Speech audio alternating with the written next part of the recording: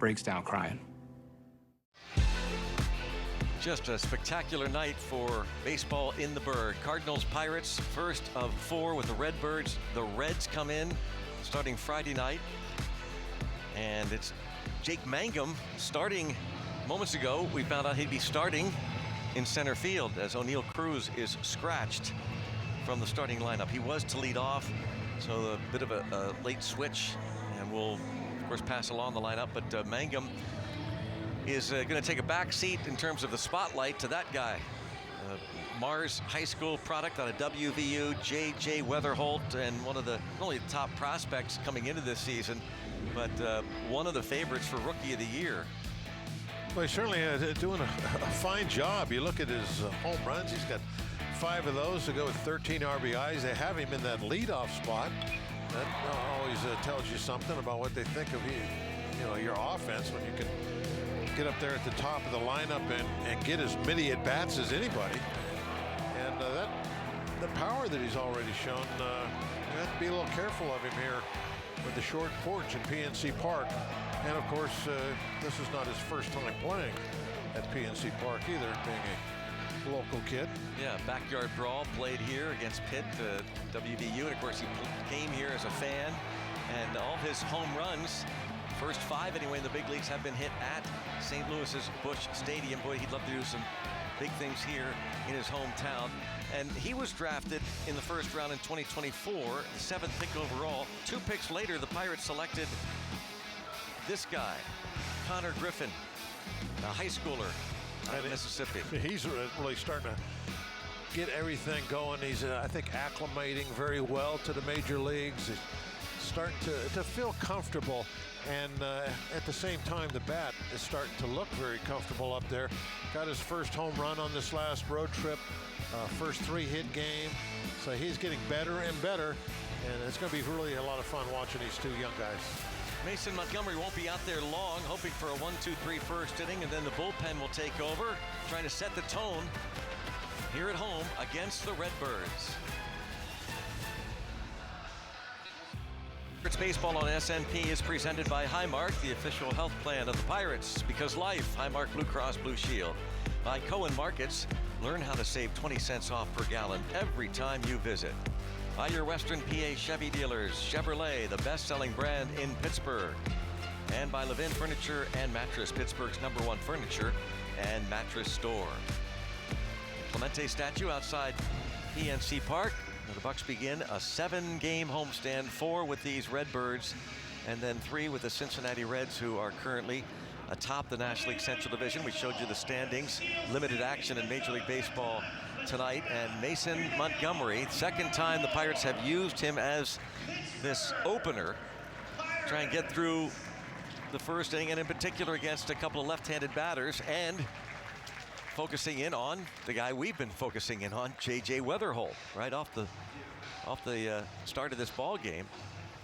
He and Alec Burleson are left-hand hitters, so Mason Montgomery going to try and get him out at least the first time. And it's Weatherholt versus Connor Griffin. These 2 are garnering a lot of attention in terms of Rookie of the Year.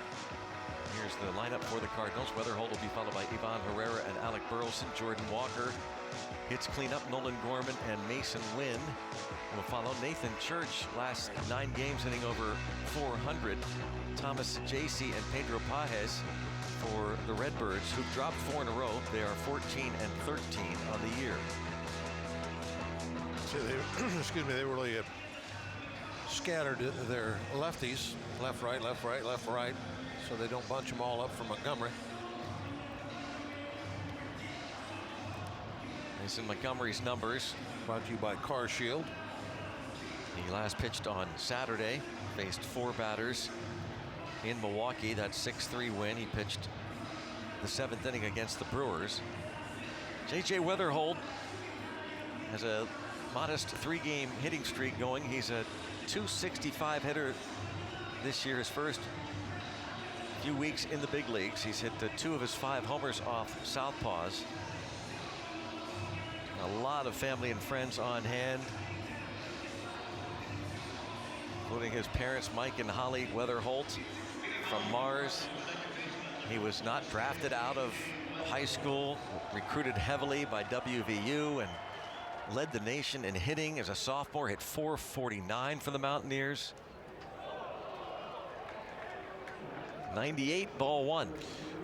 He's going to have to deal with a pretty good fastball right here at the very beginning of this game. And that one was very high.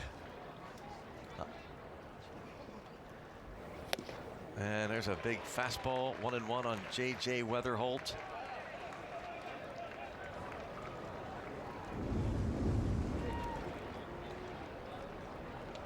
Thigh high, right in the middle. Threw it by him. 1 ball, 1 strike. And Weatherholt pops it up. On the infield, second baseman Lau puts it away. Nice 3-pitch out to get things started. Levin Furniture and Mattress Pirates defense. You saw Lau, Spencer Horwitz on the right side with him, Connor Griffin and Nick Gonzalez on the left side. Jake Mangum inserted into the lineup about a half hour ago. He'll be in center. Brian Reynolds and Ryan O'Hearn on the corners, with Henry Davis catching Montgomery and the bullpen. Ivan Herrera has a 9-game hitting streak. There's 99 from Montgomery. Jake Mangum in center field, and he'll be batting 8th. We'll get to that lineup.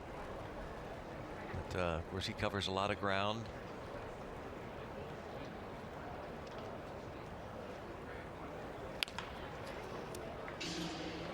And it's 0-2 on Ivan Herrera.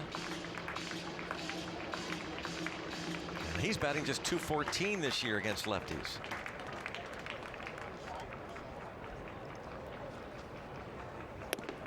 And another fastball. That's pretty much it. He just Montgomery likes fastball after fastball. This role of coming in and just letting it fly for 3 or 4 hitters. April the 15th here at PNC Park against the Nationals. He pitched a scoreless first inning as the opener. He did give up a 1-out double to a right-hand hitting Curtis Mead, but this is going to be well done by Mason Montgomery as he gets Alec Burleson to ground out weakly to first. 7 pitches, and the Bucs will come to bat. Presented by Pella Windows and Doors of Pittsburgh. After that 7-pitch top of the first inning, and Spencer Horwitz was down in the lineup, but now with the scratch of O'Neill Cruz, he's at the top.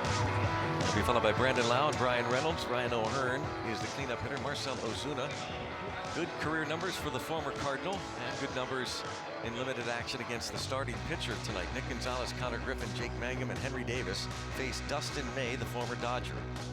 Pirates saw him last year with the Red Sox. Horwitz, not unfamiliar territory, batting leadoff. Huh.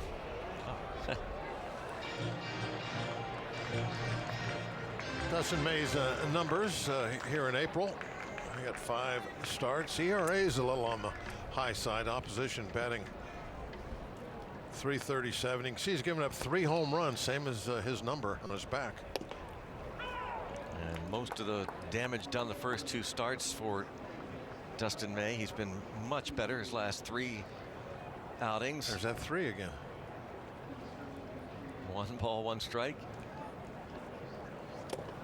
And now 2-1. You just don't see 3 on the back of a pitcher very often anymore.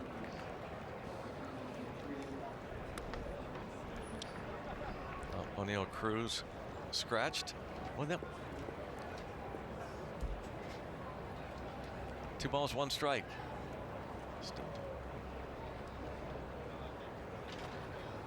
3-1 the count on Horwitz.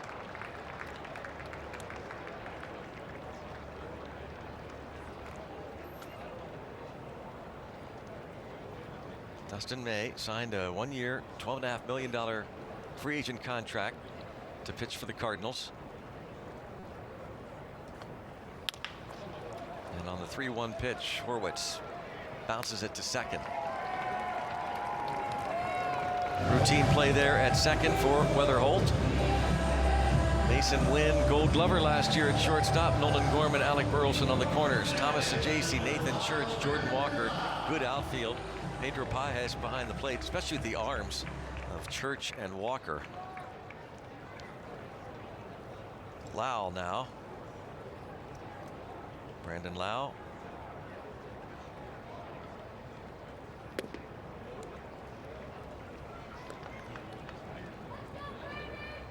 Wilbur Dotel going to have to wait. Justin Lawrence is going to pitch the second inning.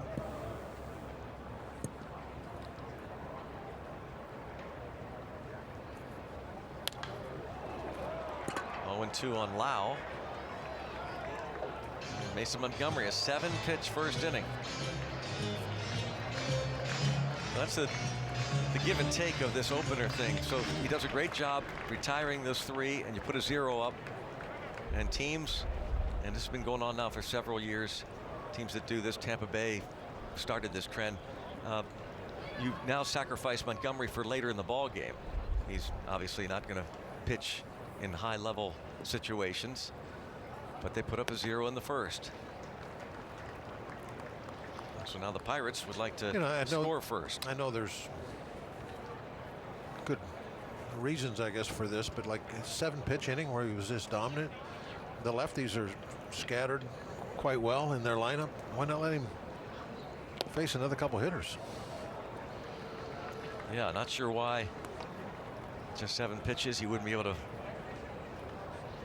maybe face, well, Nolan Gorman will be on deck, but that is planned out before the ball game. 2-2. And now a full count. May has walked just 5 with 20 strikeouts, just over 25 innings. Last 3 starts, a 1.56 ERA.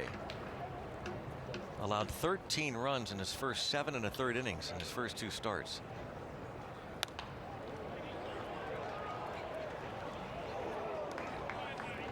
He was drafted in the 3rd round 10 years ago by the Dodgers, made his major league debut 3 years later, and Tommy John surgery in May of 2019.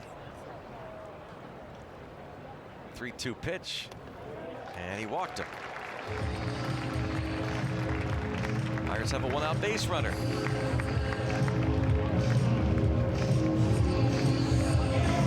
Brandon Lau aboard for Brian Reynolds.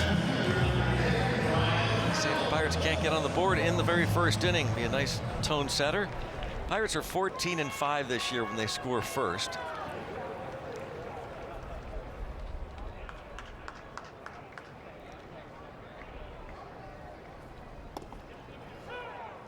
The Pirates, as we showed you at the top of the telecast, won 7 of the 13 meetings with the Cardinals last year, went 7-6. But they did it mainly with pitching because guys like Reynolds really struggled. Last year hit 191 against Cardinals pitchers. 0-2.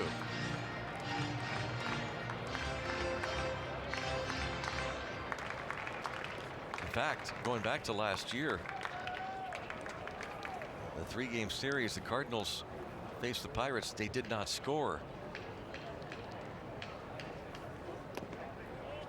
Pitch taken for a ball, and you add that top of the first. That's 29 consecutive scoreless innings for Pirates pitchers here at PNC Park against the Cardinals. Those kind of numbers, why the offseason it was so important to bring in more offense. Try and change things around and take advantage of that good pitching that we saw a lot of last year and already again this year. May having a little bit of trouble getting the ball out of his glove, and the out call. And now concerned about May's condition. Let's see if they're going to challenge this. Nope. No challenge. It looked like it was going to be a pretty simple play for May. You know what's weird, Greg? You see how he rounded the ball? Yeah. And got himself in a position where he had to make a backhand flip? Yeah.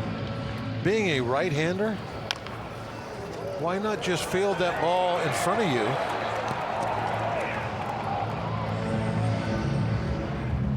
Well, he's done something here on that landing. I don't know why he ends up circling the ball and has to like chase after it.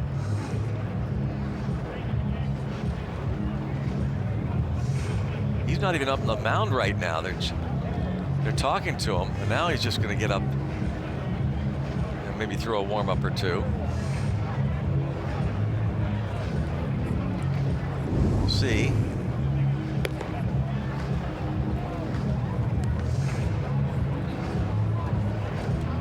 He says it's all right.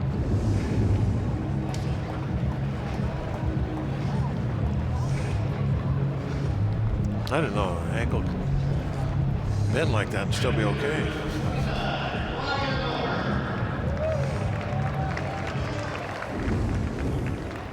He's all right.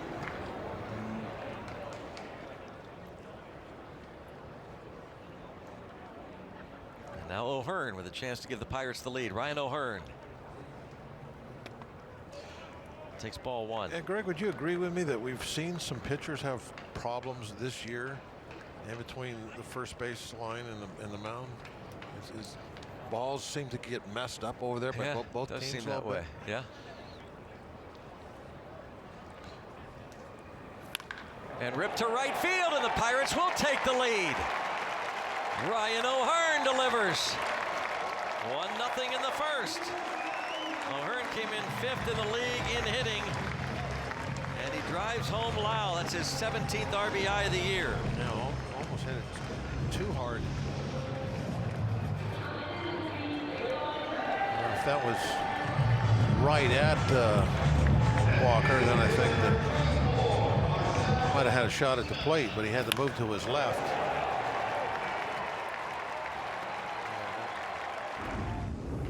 Made it an easy score.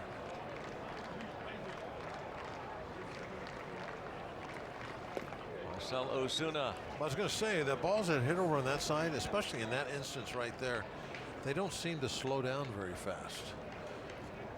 And I think that's really what happened to May, is he misread it, and that's why he ended up going around the backside and having to chase it down.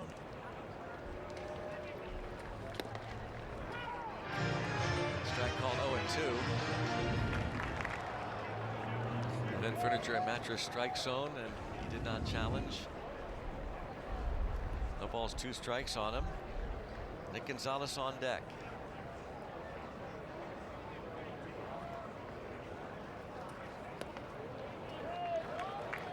Mentioned May, his second start against Pittsburgh last year as a member of the Red Sox at Fenway. August 30th, went 5 1/3, gave up 7 runs, 6 earned. O'Neill Cruz hit a home run off of him at Fenway last year. Cruz scratched with an illness, and Osuna pops it up, and it's Weatherholt. The Pirates strike first. The RBI single by Ryan O'Hearn. Mason Montgomery, a 7-pitch first inning. Pirates lead 1-0. He's done. This Pirates pitching change presented by Valvoline Instant Oil Change Service. You can see, experts you can trust. Justin Lawrence on to pitch now, brought to you by Valvoline. His numbers, 14 games now. Getting a lot of work. He pitched yesterday in Milwaukee.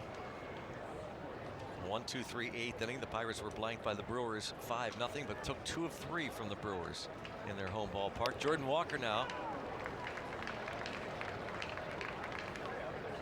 926 OPS for Walker, 7th best in the league. Xfinity batting stats. He got off to a phenomenal start to Jordan Walker.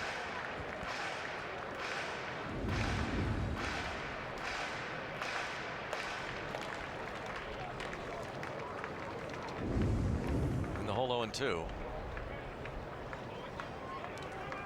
And time called. Walker steps out. Walker 8 homers in the first 16 games of the year. 5th Cardinal ever to put up those numbers, joining guys like Albert Pujols and Scott Rowland, Mark McGwire, and Stan Musial. 8 homers for 16 games. none in the last 10. And it's a ball and 2 strikes on the former first-round pick. Oliver Marmol back as skipper, and in fact in spring training was given a 2-year contract extension through 2028. Chaim Bloom has taken over as the president of baseball operations as John Mozeliak stepped away, and there is a strikeout, and Walker will step back into his dugout. Looking up at that scoreboard as he walks back, trying to see where the sweeper was. Wants to know if he chased or was it a strike. A little bit of a chase, not too far off the plate. Definitely didn't have the long enough bat to reach it. Nolan Gorman, a 5-game hitting streak. And bounces this ball to Horwitz. Lawrence there, and quickly 2 outs. Strikeout ground out brings up Mason Wynn. So Lawrence. Knock on wood, we're not throwing too many pitches so far. Better knock on that wood. I did before I even mentioned it. You got to do it early. Second time in his career he's appeared in the 2nd inning or earlier. That was way back in 2021. He was at the Rockies.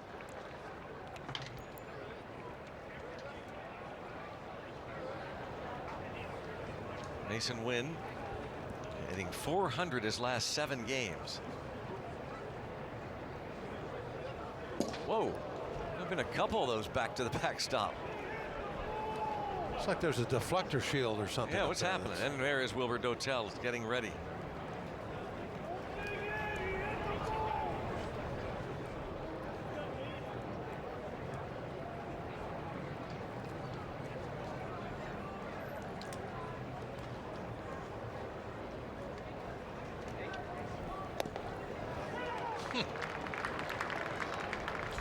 Now, if you're hitting up there, aren't you thinking he just threw one to the bricks, and then the next one he paints on the corner?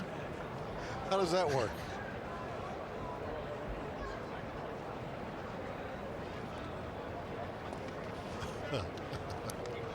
Remember the wild thing, the lefty for the Cubs?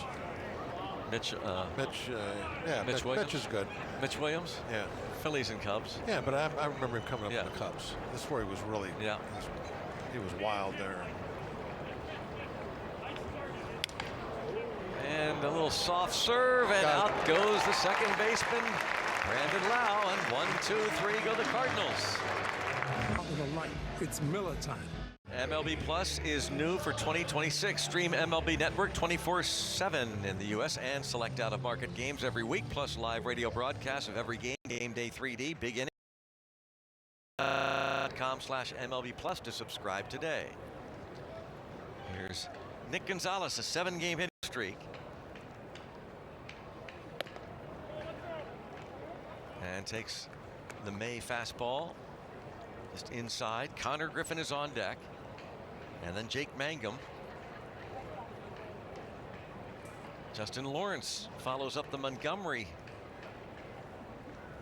quick inning with one of his own. And this ball hit well the other way by Nick Gonzalez into second base with another double.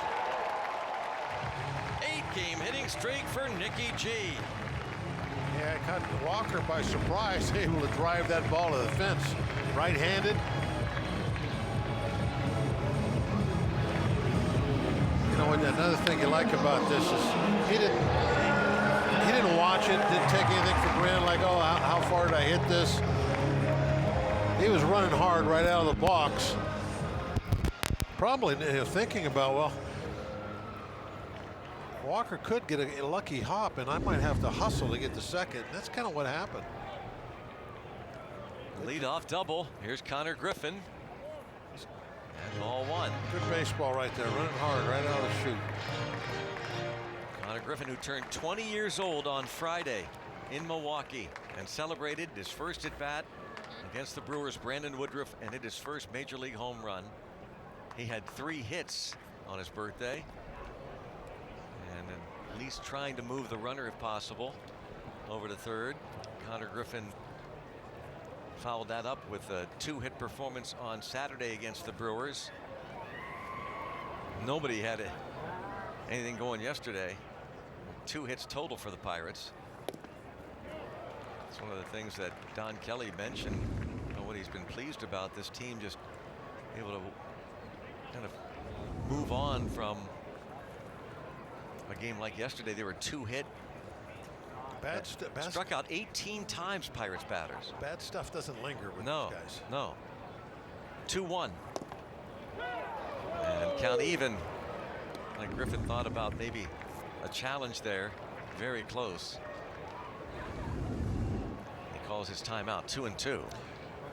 A little early in the game for that.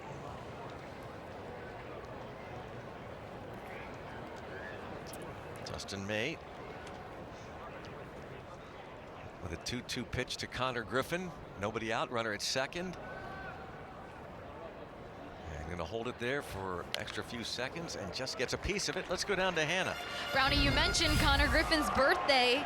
He hit a home run. Well, Paul Skeens said after the game, they didn't get him a cake, but they contemplated that idea of a bouncy house.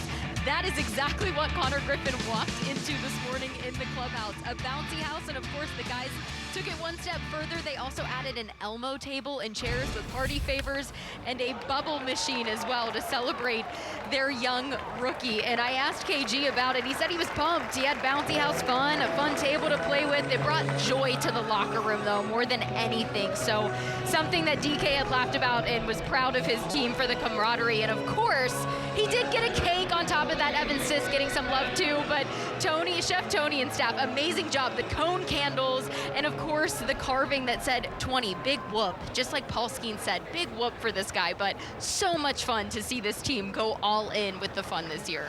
They're loving it, and you love what he does there. He was able to move. Good base running there by Nick Gonzalez. Went ahead. That ball was bounced to short. Griffin trying to get him over there, and Gonzalez does get over there. Now the infield is in. With Mangum trying to bring home a second run. Thanks to Hannah for that. Good chance to add on here early. And 1 ball, 1 strike. Yeah, I love to see stuff like that in the clubhouse. Guys having fun. I think it actually probably reminds you of your days. Yeah, those were the with a winning team kind of stuff that you guys would do. Yeah. The basketball net. Oh yeah, that was beyond anything I'd ever thought we'd have. Basically a mini basketball court in the clubhouse at all times. 2 balls and a strike. You guys had tournaments and stuff? Yeah. Oh yeah. Played all kinds of basketball on that thing. But the tournaments was that was always an around the world robin? or around the world type okay, thing. yeah. And 2 balls and a strike, infield in. A lot of horse games. Every now and then you get a little one-on-one going. Broke the bat. But a lot of stuff like that is frowned upon. Somebody could get hurt. In a bouncy house? Somebody might lose an eye or something. In a bouncy house. Well, I don't think you're going to get hurt in a bouncy house. That was great, though. He came in and saw that and the big cake. And as Hannah said, what Skeens said that after the game the other day after he hit the home run, talking to Hannah and some reporters, turned 20, big whoop. There he is. That's what. How great would it be to, get here early, have the party out in the kids area, kids zone. Yeah. That's an idea. For next year. Yes. 2-2 on Mangum. And he gets the job done with the infield in, slaps it into center field. It's 2-0. You'd have to agree that's a pretty good guy to have at the plate in that scenario.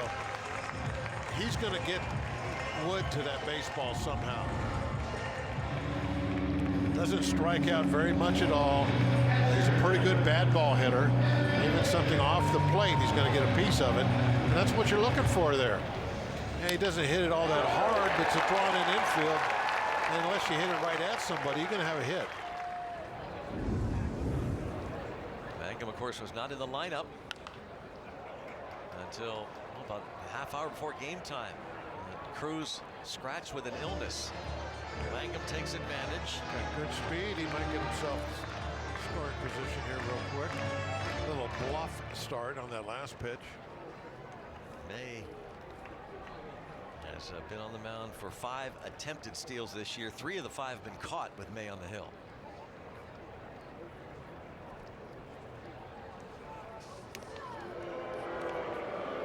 Last year, 18 stolen bases in 24 attempts by opponents with Dustin May on the mound. May, the former Dodger who underwent Tommy John surgery in 2021. And a pop up. Henry Davis way up there. And the catcher Pajes puts it away. A little bit of wind out there, probably messing with that ball. You see the flags in the distance as that ball goes straight up. They're blowing pretty hard, kind of straight in. Now you got to believe that Mangum's going to steal here. At least give it a shot. Yeah, nothing to lose, even if you get thrown out. Well, Horwitz is leading off next inning. If you make it, now you got a chance for a 2-out RBI. Well, it looked like he wanted to go, and he doesn't, and he'll end up at second base on the base hit by Spencer Horwitz.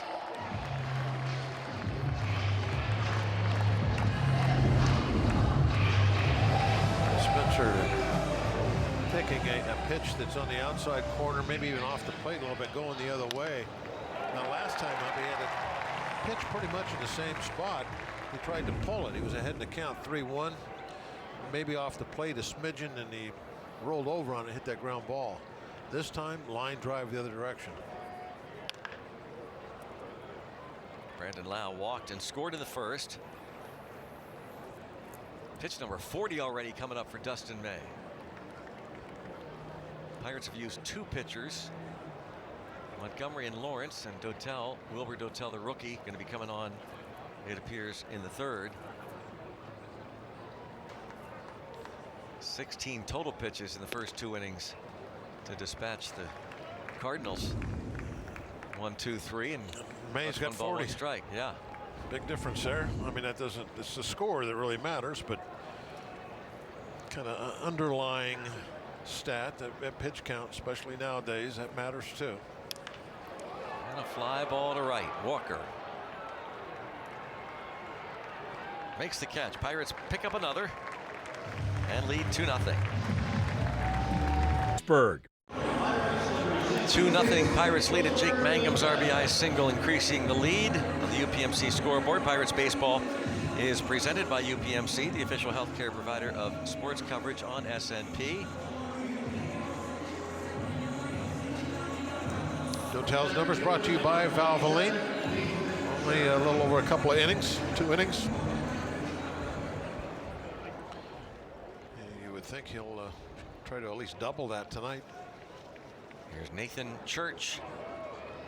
See if Dotel can be as efficient as the first 2 guys. And he was pretty efficient in his big league outing. His major league debut on the 19th of this month against the Rays came on. The Pirates had a big lead, gave up a leadoff home run to Junior Caminero, but then got the next 3 guys right away. Struck out Jonathan Aranda. Yandy Diaz bounced back to the mound, and Cedric Mullins flied out. The first 4 batters he faced in his major league career. The Pirates won that game 6-3. 0-2 count on Church. And now a ball and 2 strikes. Dotel last pitched on this recent road trip down in Arlington, Texas against the Rangers. Went 1 2/3 scoreless innings.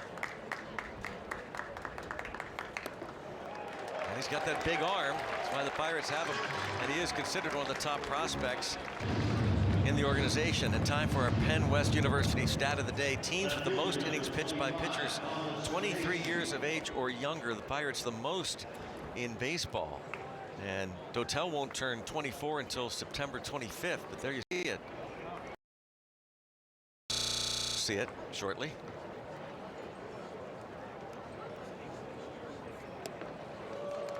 It's 100 miles an hour. That big fastball kind of above the belt. They don't get on it very well. There are the numbers.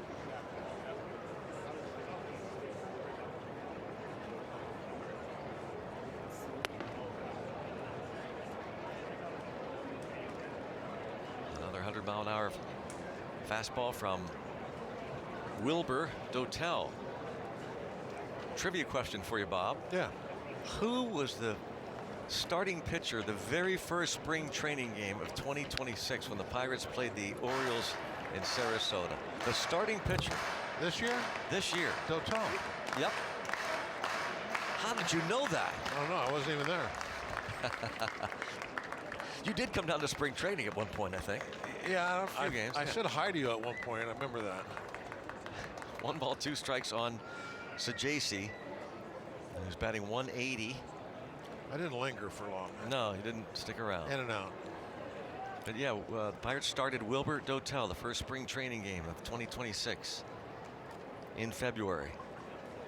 Pitched at Double-A Altoona last year. The entire season with the curve, 27 starts, 126 innings. Finished with a 4.15 ERA, 131 strikeouts, or the 4th most in a single season in Altoona curve history. And he's got 2 strikeouts here against the Cardinals. Another 100 miles an hour.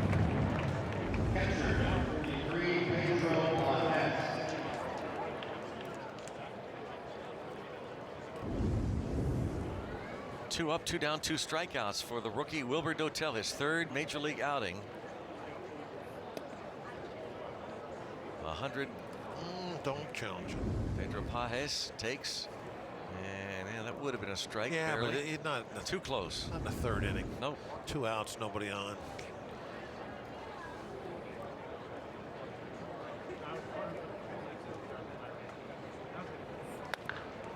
Pulled foul. Boy, jumped out on that fastball, didn't he?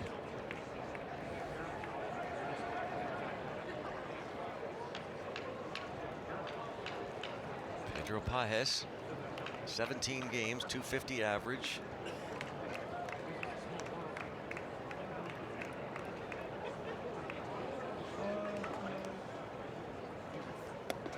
And missing.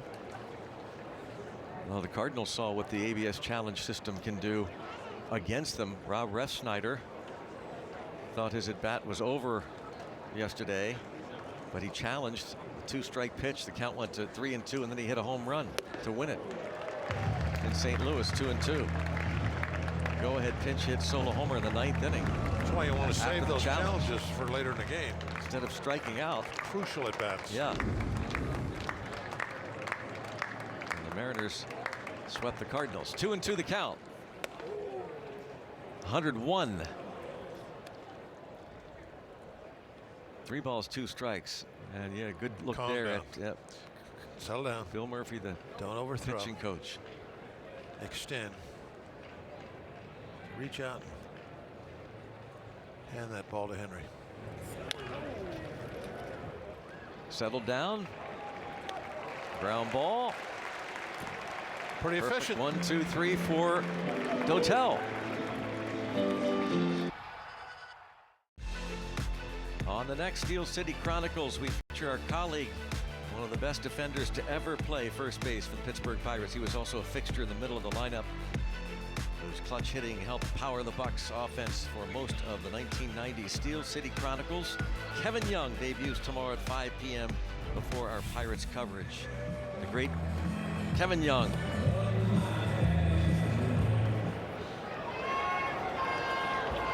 Brian Reynolds. Next road trip is Arizona. Isn't it? Yeah, oh yeah. He'll be there. Calling the action. Guarantee he's home watching right now, taking notes, studying his buccos. He's loving what he's seeing, I can tell you that. You gotta love what you're seeing of this Pirates club. Brian Reynolds, Ryan O'Hearn, Marcell Ozuna. The Pirates come in with a record of 16-12.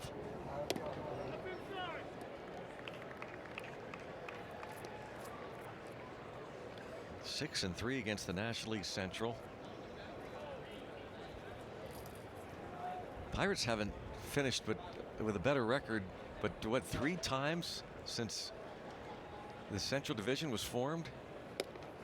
I think a total of 3 times. 1997, 1999, and 2023. The only times the Pirates finished with a better record than these Cardinals.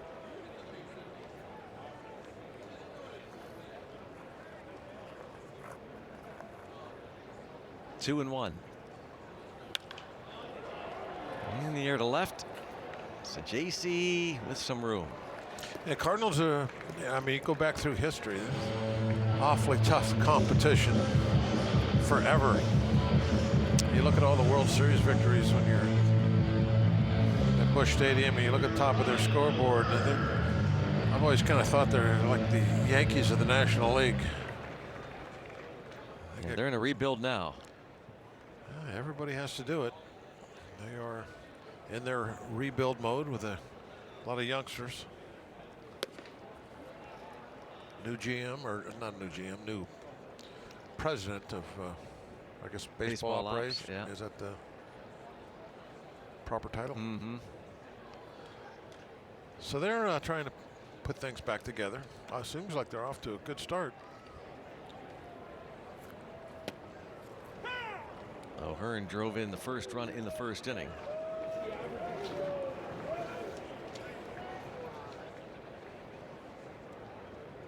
Cardinals playing a National League Central Division team for the first time this season tonight.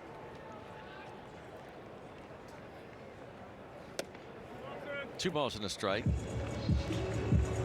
Only other time St. Louis played its first divisional game this late into a season was May of 1993 when they played the Phillies at Veterans Stadium. Yep, the Phillies and the Cardinals and the Pirates were in the same division once.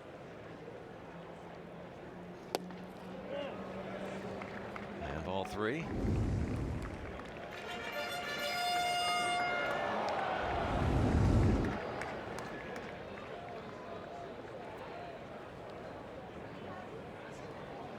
Three and 1 the count with 1 away. Ryan O'Hearn.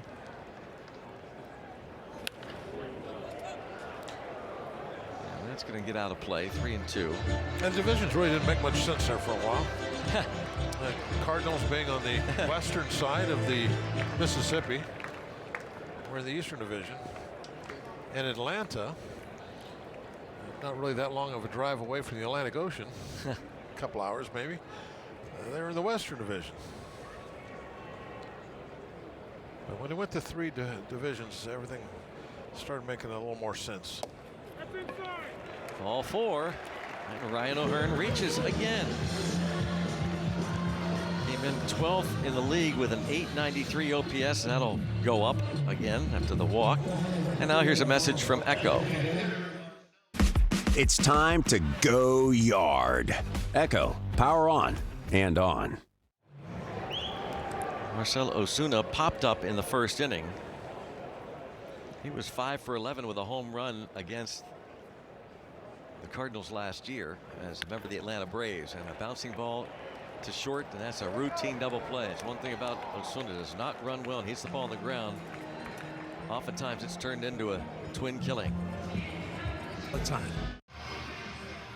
Welcome back to the Toyota RAV 4th inning, where Wilbur Dotel is back on the mound, and his energy behind his 100-mile-per-hour pitches is evident, but it's actually quite the opposite to who he is as a person and his actual personality. He's quite calm and even-keeled. That's the consensus around the clubhouse. I asked him to describe his personality between being on the mound and off it. He gave me the perfect analogy. He said, think of a stove. When you preheat it, it's a slow burn, but once it's hot, it's fire. That's how he describes the difference in what you see before and during his outing, Brownie. And fire is what they're getting, Hannah. The first 3 batters have seen it, including Weatherholt, who hits a fly ball to left center field, and the left fielder Reynolds will make the catch. That was the slider. Might have been the first non-fastball. That's why he came in the 3rd, because he takes 2 innings to preheat. That's right. Got to get up there. Preheat, yes. Can't put that cake in too early.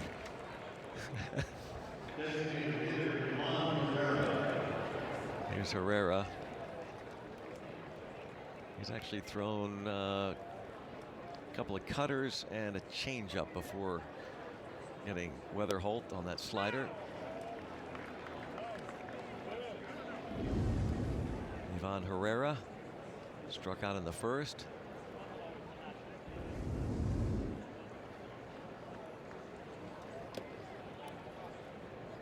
There's a change up. 1 ball, 1 strike on the designated hitter. Yeah, so Wilbur Dotel, time at AAA Indianapolis this year. That's where he started the season with the Indians after spending all of last year at AA Altoona. And a pop up on the infield. And who's converging? And it is Horwitz who calls off Nick Gonzalez. 2 outs.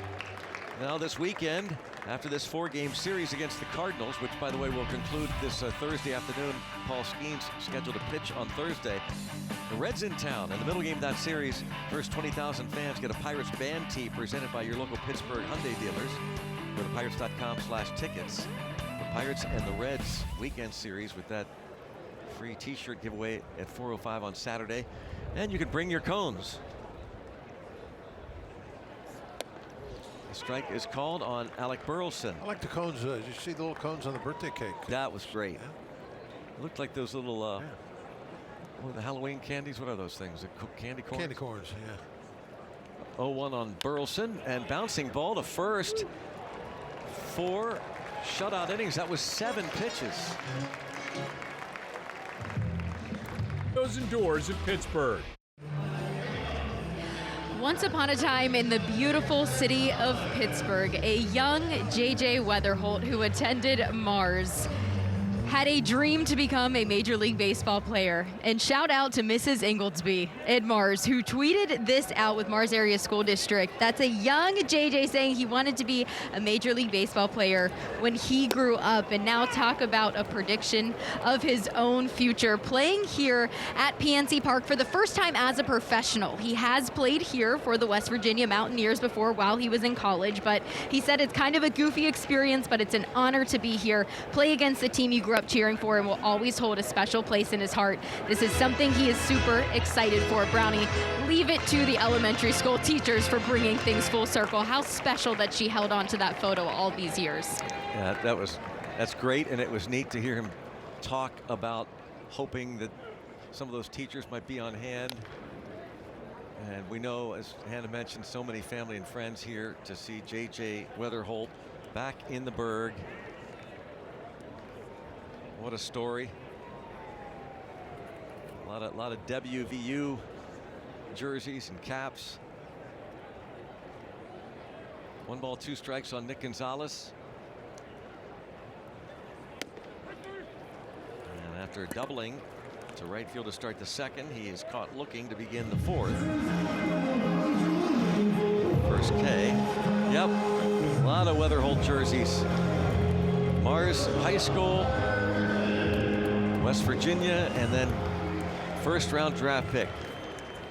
And here's the first-round draft pick that same year, 2024, by the Pirates. 2 picks after the Cardinals selected Weatherholt out of WV. The Pirates select Griffin, WVU University, and the high schooler Connor Griffin. And Weatherholt spoke glowingly about Griffin. And Hannah talked to Weatherholt about just that. Yeah, these 2 young rookies, man. J.J. Weatherholt said Connor Griffin is a stud. It's crazy to think he's already in the big leagues. They played together in the Futures game. He said he talked to him a lot. He's a good kid, passionate about the game, so excited to learn and get better. He said he's been keeping up with him just to see how he's been doing, so excited to play against him here tonight. 0-2, bouncing ball right side. And the first baseman, Burleson, retires Griffin. They'll be seeing a lot of each other over the years. Yeah, and right now they are, up there in terms of, you check out the betting odds for Rookie of the Year. Right now, Sal Stewart of the Reds, and they're coming to town Friday. Sal Stewart is right now the betting favorite for Rookie of the Year in the National League, followed closely by Nolan McLean, the pitcher for the Mets. But then there's Connor Griffin and J.J. Weatherholt, 3-4 in the running. Odds winning National League Rookie of the Year this season.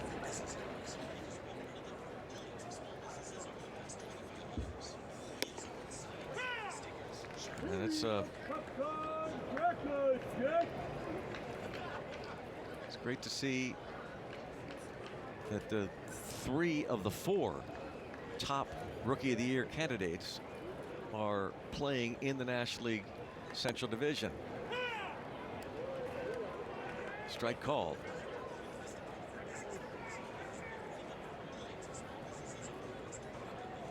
Weatherholt back home.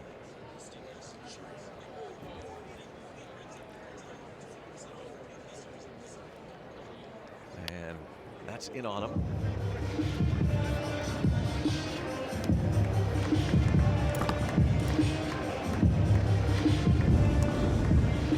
Oh, Look at look at them all looking at their iPads. yeah, iPad is like a shield, a little My gosh. something to throw up and hide behind.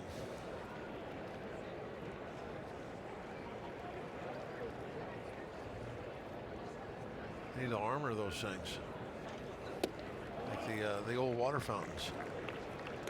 Who was in that shot there? I saw Reynolds. Yeah, he's looking at it. Gonzalez and Connor Griffin does not have the iPad. The other guys are looking at some ABs. 1 ball, 2 strikes. And that is a good chance to be in a hit. Yep. Once it's on the ground to that side, and the third baseman Gorman off the line, infield hit, and he's 2 for 2. Jake Mangum. He gets a lot of those infield hits.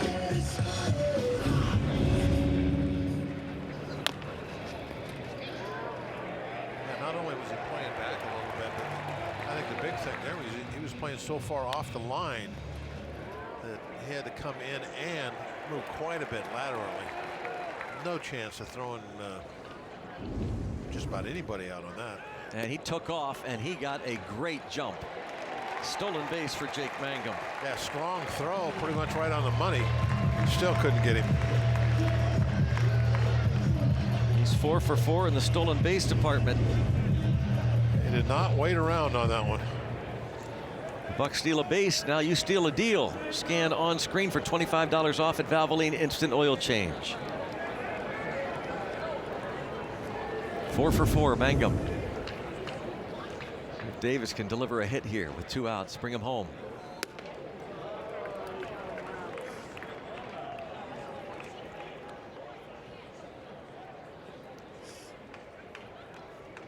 Catcher Pajes.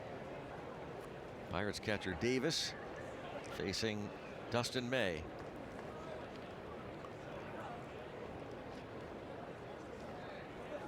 Whoa.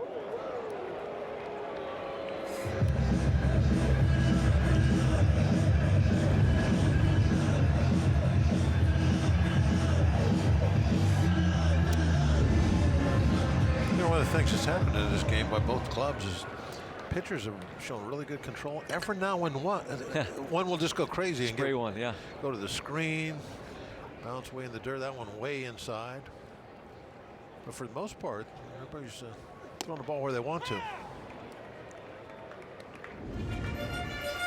3-1. That right there for Dustin May. Dustin from Justin, Texas, about 40 miles northwest of Dallas. 3-1 on Henry Davis.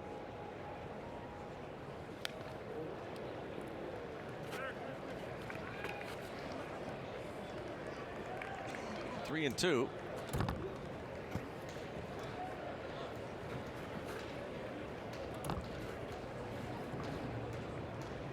Davis coming in batting 161, was 2 for 17 last year against the Cardinals. Both hits were homers. Ground ball, shortstop can't make it cleanly, and Mangum is going to be caught between home and third. Was going to go home, and now he's caught in the rundown, and he will be out.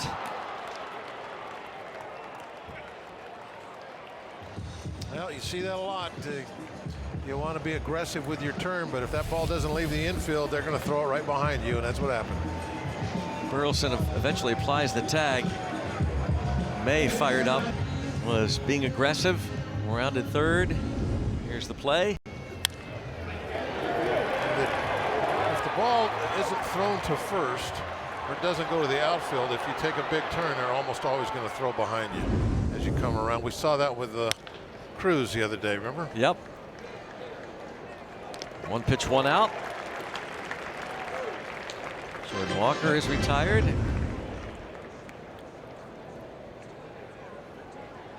Now, May was excited, wasn't he? Yeah, he sure was. Wow. Now Mangum doesn't realize that the third baseman Gorman doesn't realize that Mangum isn't right there. So if Mangum keeps running, probably his best shot. Not that he would have made it, but better shot. But he doesn't realize it, so he gets caught in the rundown. You can't see the future.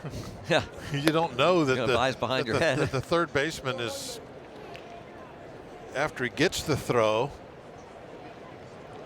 I mean, you're going to be out. Mason Wynn, who got enough of the ball to stop it from going deep into the outfield, and then recovered and got the assist. That play at the plate. And also 6'5", 253. Also, Greg, if he hadn't have stopped, maybe the third baseman went for the tag because he saw him stop. You know what I mean? Yeah. And then he sees him stop. Now he looks, catches the ball, and makes a tag because he thinks he's coming back. Here's what Bob's talking about. Watch. That's a ground ball we just saw. You see that replay in a second of Mangum being thrown out at the plate. There was a timeout called as Henry Davis went out right away after the first pitch was ball 1 to Gorman to straighten things out here with Wilbur Dotel. And there's a changeup and a good one, 1-1. The other day with Cruz, everybody's some people were wondering why didn't they score.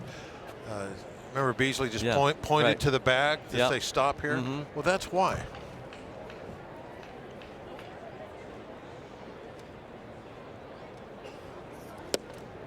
One and two. Another good changeup.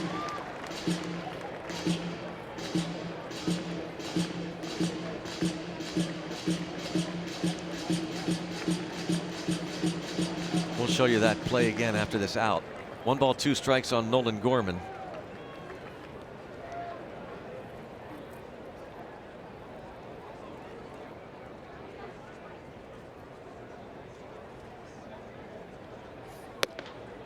Two and two. A fastball from Wilbur Dotel. He's at 27 pitches. A 1-2-3 third inning.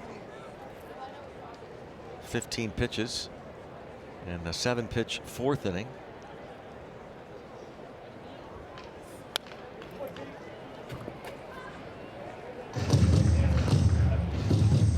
Showed you Dotel's numbers at AAA Indianapolis this season before getting called up. 14 and a third innings for the Indians, 13 strikeouts, 10 runs. Just a little pop-up, shallow left field, and Reynolds there. 2 outs. All right, back to the play that Bob's talking about now. Watch the third baseman, Gorman. You know, Mangum at this point right here, his only chance is if that throw goes home and he can get back to third. But Wynn was too smart for that. He threw behind him, and now he can't go anywhere. Tony Beasley stopped there. See, yeah, he pointed to the bag. You got to get to the bag. They're going to throw behind you, and they did. And the third baseman, who knew he stopped, now he's having to watch the throw so he can catch the throw. And he knows that I got to put down a tag, and oh, he's not there. Now he's just going to get caught in a rundown. Couple of strikes on Wynn. When Mangum looked out there and saw the shortstop with the ball, he was hoping he would throw it home and he could get back to third. 0-2. Right to the second baseman. Lau. Perfect baseball for the Pirates. 3 pitchers. Montgomery, Lawrence, and Dotel.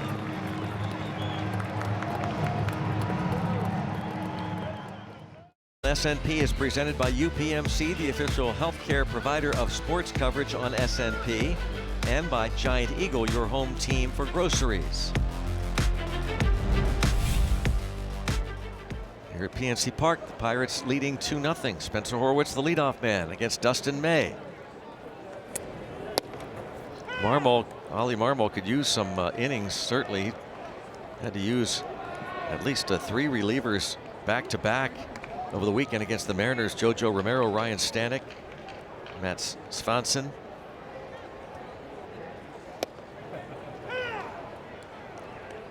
Oh, and 2. I mean, he's kind of settled in. Yeah. Giving up just those 2 runs early, and now not too bad. I think he threw 40-some pitches those first 2 innings also. Now that made it a little difficult for him.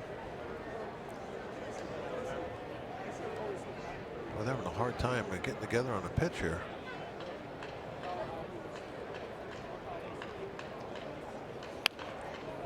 Look out.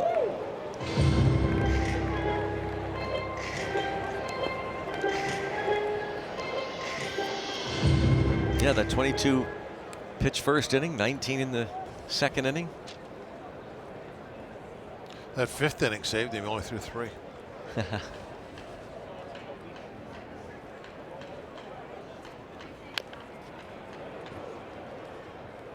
And Horwitz. That one hurt. Feels that one. Just one other National League Central Division game. Our opponent, the Cubs' opponent, is the Padres. The other National League Central Division teams are idle. That being the Reds and the Brewers. Tough game for the Cubs. Padres off to a nice start. Reds will host the Rockies tomorrow. Brewers will entertain the D-backs.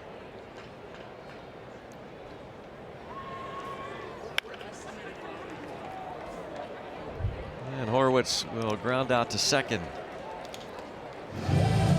He's 1 for 3. 1 of 6 hits against May. He walked Lau in the first inning.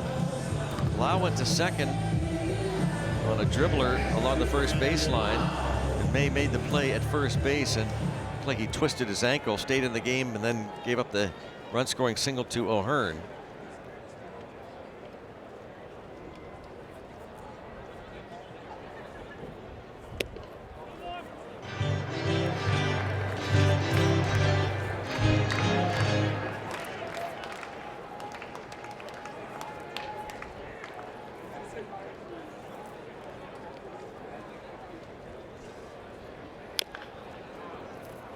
Ball, 1 strike on Lau.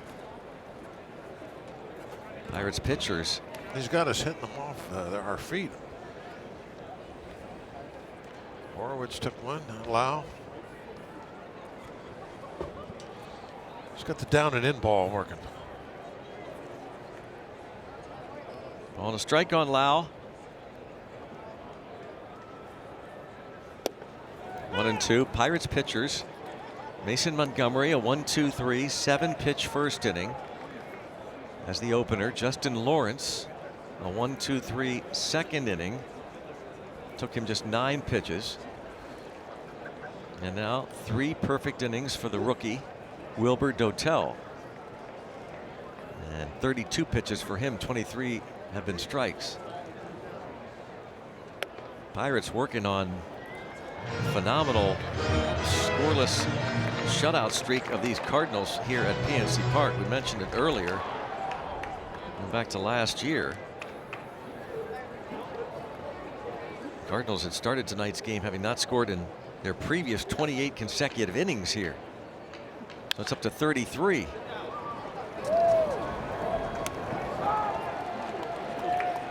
And now our Penn West University educating you, because going back to last year, it's up to 33 consecutive innings here at PNC Park, having not allowed the Cardinals to score. That's the longest home scoreless inning streak by the Pirates against an opponent consecutively since 1976 against the Cardinals. Coincidentally, that Pirates pitching staff at Three River Stadium held the Cardinals to 36 consecutive scoreless innings. It started on August the 4th when the Cardinals scored a run in the 3rd inning that night. Who were some of the hurlers back then? John Candelaria, Candelaria I was started. going to say, he's got to be one of them. But then the relievers that day, Kent Tekulve, Bob Moose, Ramon Hernandez, and Dave Justy, shut him out the rest of the way. That game went extras. A 12-inning ball game. The Pirates won 2-1. And then they hosted the Cardinals at the end of the year at Three River Stadium. It's a ball 2-1. A 3-game series, and they shut them out all 3 games at the end of the year in October 2nd and 3rd. They played a doubleheader in the 3rd, shut them out 8-0. The first game of that series, Candelaria pitched the 5-hit shutout. Played a doubleheader the next day. Jim Rooker shut out John Denny. And the final game of the season, Jerry Royce shut out Pete Falcone. And there's a bouncing ball to first. And 1, 2, 3. Go the Bucks. They lead 2-0. Now you can stream Pirates games at home or on the go with SNP 360. Just go to getsnp360.com or scan the QR code. Log in with your provider. Get direct access to live games plus all the Pittsburgh sports content you love. Handy time this time of year. The Pens, of course, trying to stay alive in the playoffs. Of course, the Pirates, the way they're playing. And think about what we saw on the road trip with Paul Skeens flirting with history. What's happening here tonight is interesting.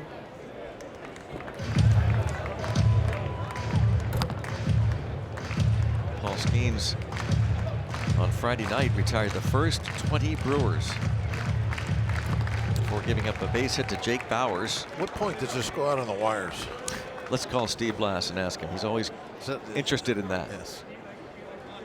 0-2 on Nathan Church. 1-2.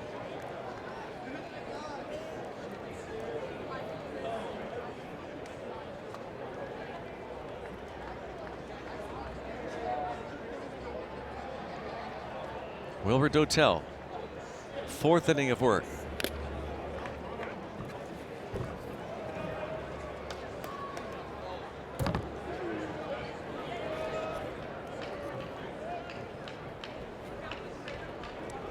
Bill Murphy, pitching coach, talking there to Don Kelly. What's in store? Well, they've got somebody up in their bullpen. They've got the lefty Evan Sisk. And in the air to left. And with enough room, Reynolds in foul ground. Yeah, 1 out. Not a lot of room for error right now with just the 2 runs. So. Evan Sisk. Well, in terms of lefty batters, you've got J.J. Weatherholt. He's in the hole. Sajasi at the plate, Pedro Pajes on deck. If someone were to reach, and then maybe that's what the Pirates are thinking. Challenge, first one of the night. ABS powered by T-Mobile. First challenge by the batter. And called by Sajasi. It's kind of like a chase for the umpire, right? Yeah. Chase that one.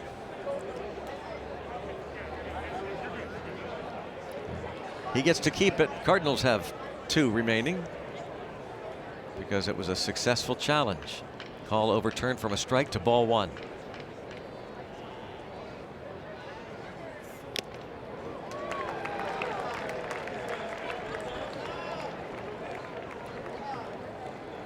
So this game plan so far, it's worked out to perfection by the Pirates game planners who plotted this all out.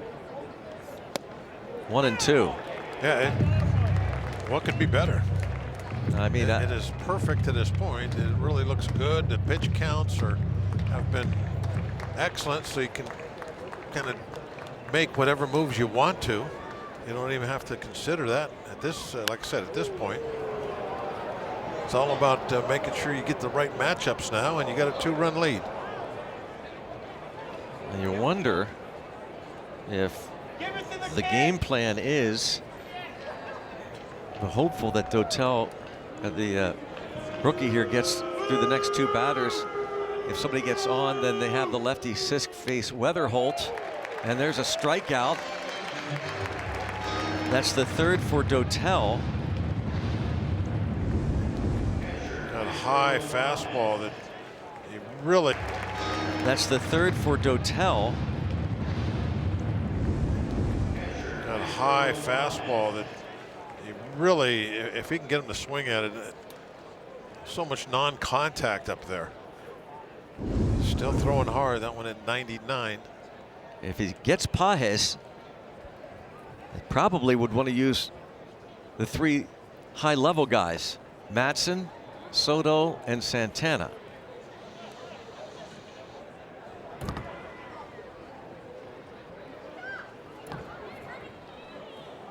Christopher DeGrone, the bench coach there, chatting with Don Kelly.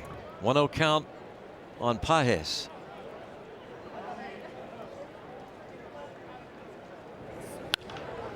In the air to right. How about this? My gosh. Montgomery, Lawrence, and Dotel have not allowed a base runner.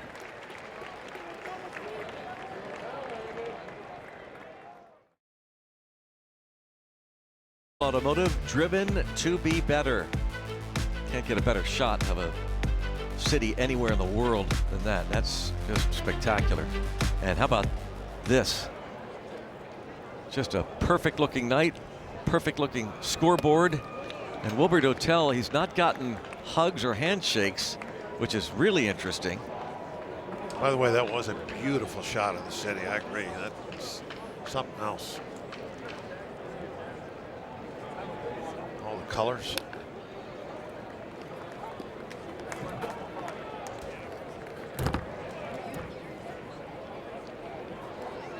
Nobody new ever comes up here that they don't remark about the view from this press box, from these booths up here. There's like ex-players that have come up here for the first time. Yeah. They can't believe it. I mean, it looks nice from down there where they're at, but you come up here where we're at and you see the whole river and everything. It is crazy looking. And the Pirates are here for 6 more games this homestand. Take advantage of it. Come on out, see this Bucko club, the Grinders. Coming out to the mill. See them work this weekend. The Reds are in town. Currently the first place team in the Central, and the homestand concludes on Sunday at 1:35. All kids 14 and under get a Pirates themed comic book in honor of Superhero Day. Get your tickets at pirates.com. On Sunday against the Redlegs. Marcell Ozuna takes a strike. Dustin May is indeed settled down. And a 1-2-3 fifth. And he's giving Oliver Marmol much needed innings. And Osuna is going to be retired by Gorman. 2 up, 2 down. Like I said earlier, last inning he's pitched pretty darn well after them, falling behind 2-0. It's like the old thing I say about starters. Those guys they can bend but don't break, and that's what he's done. He fell behind early, but put up zeros, and they're right in the ball game. Was Sisk getting up and loosening again? Looks like Bill Murphy's going to go over and congratulate Dotel. As apparently they want Sisk to face Weatherholt. I wonder, Greg, if it would have been different if we would have added on some insurance runs, 1 or 2 here. Yeah, I think you're right. I think that's kind of what they're waiting for. They pick up a run or 2, then he stays in the game. Base hit.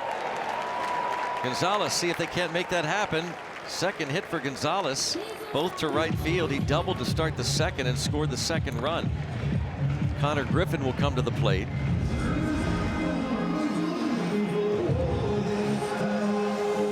Beautiful job on that fastball on the edge to go with it.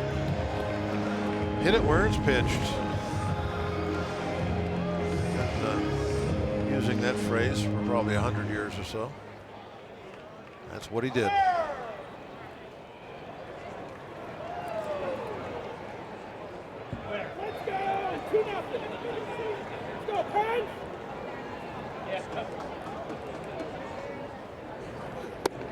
Ball one on Connor Griffin.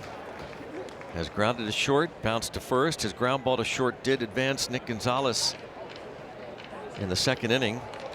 And with the infield then drawn in to try and cut off that run, Jake Mangum bounced a single to center field to bring home Gonzalez.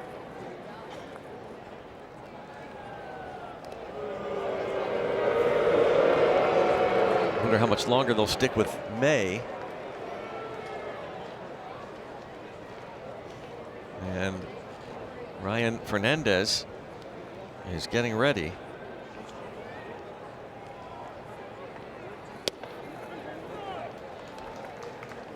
Two and 0.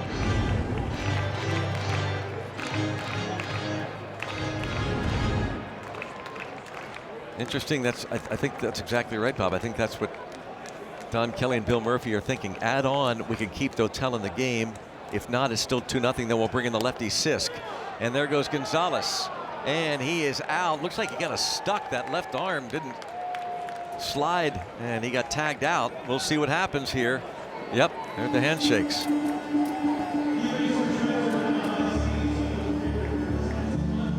The hugs just after that last out was recorded. So obviously they were going to let him stay in the game if he got another run.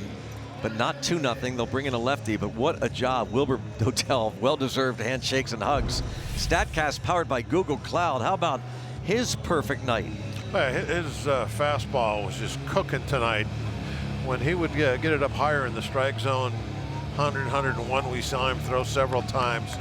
Very, very tough pitch to get put in play. Well, it's Evan Sisk. It makes you think that maybe one of the other guys is down. However, Isaac Mattson looks like he's going to get up and start to throw. Weatherholt faces Sisk. Evan Sisk. And strike one. So Mattson getting up and getting ready.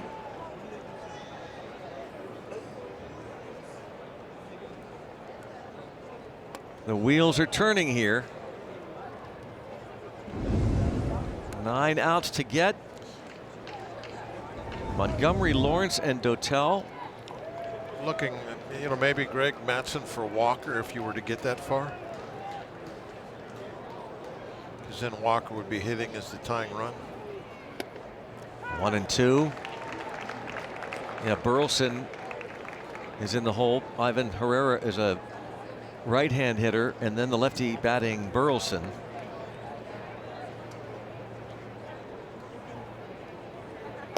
Checks. 2 and 2 on J.J. Weatherholt.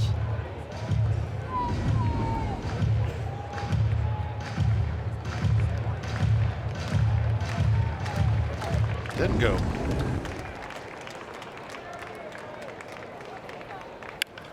And in the air, Mangum in left center. There's out number 1 in the 7th inning.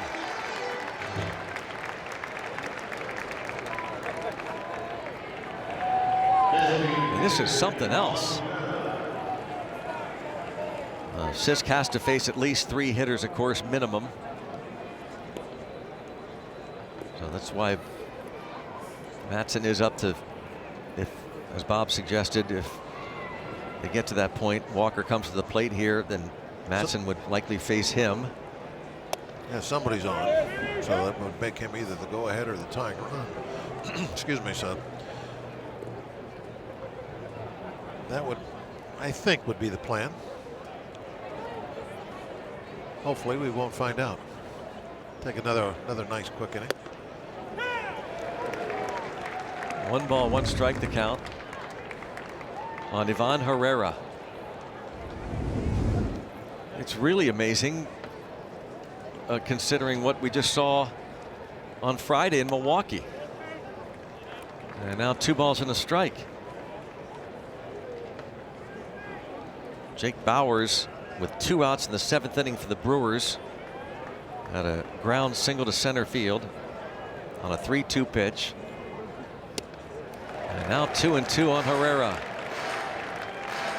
Sisk went 1 1/3 innings yesterday in Milwaukee with a couple of strikeouts. He hit a batter, gave up a hit.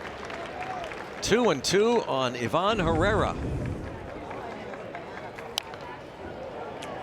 Stays 2-2 as he fouls off the changeup.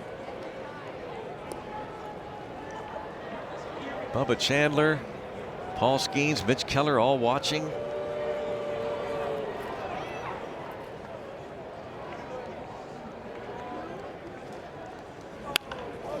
Look out, lined up against the netting.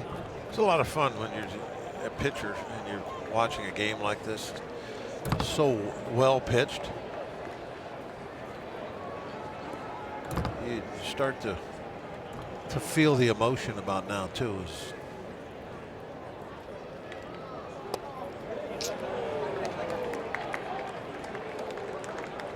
3-2. Yeah, it's not just, you know, history you're talking about. You're trying to win this ball game. It's only 2-0. Oh yeah. Bounce toward third. Nice little play on the short hop. The backhand by Nick Gonzalez. Sweet. That's 20 in a row.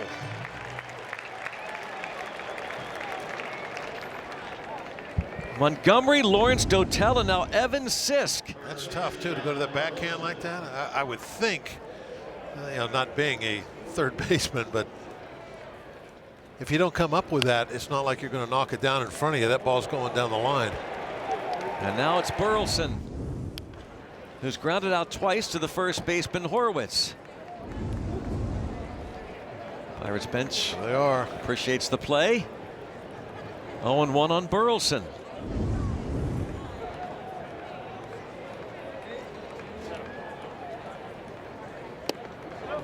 Well, it sounded like a foul tip. Yeah, something. There was a double tick there, I thought.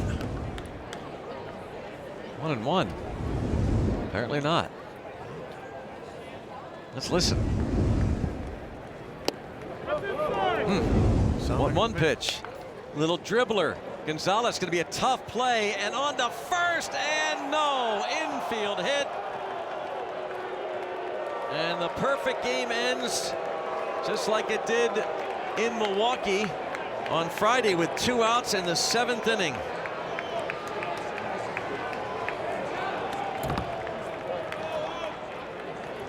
Well, Gonzalez did everything he could. What are we going to do with Walker stepping up there? He is the tying run. And here comes Don Kelly.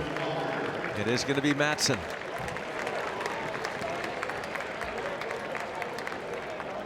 Six and 2/3 perfect innings by the Pirates relievers. Montgomery, Lawrence, Dotel, and Sisk. The perfect game, no-hit bid ends with the infield hit by Burleson. It's a 2-0 game. Need another out here in the 7th to keep it that way.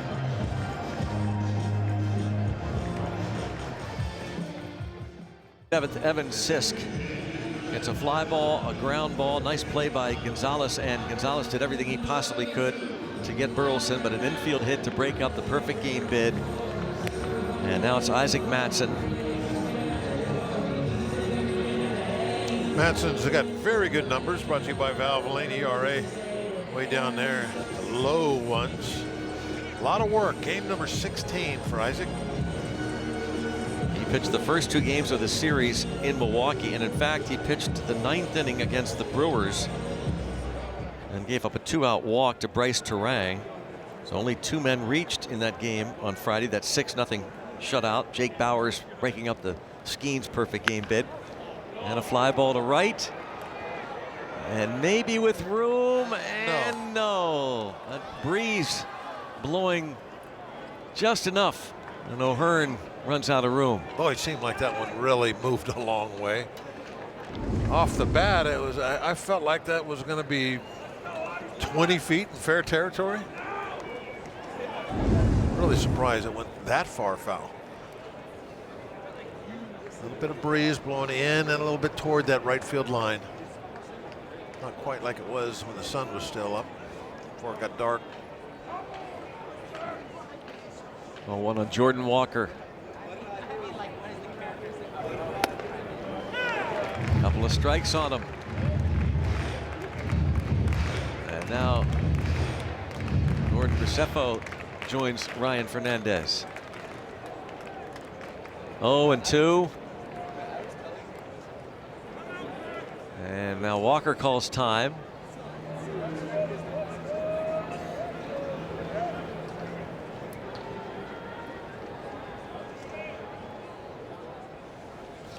2 outs.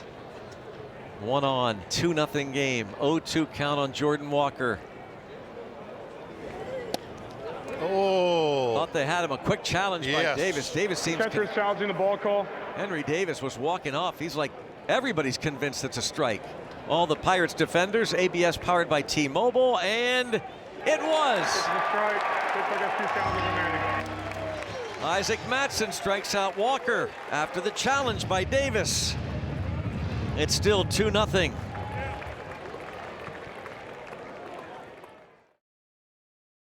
The one hit, the infield single by Burleson, broke up the perfect game bid, but then Jordan Walker, originally called a ball with 2 strikes. Isaac Mattson, he starts to walk off. Convinced so is Davis. Davis, watch everybody else on the team. All heading off the field.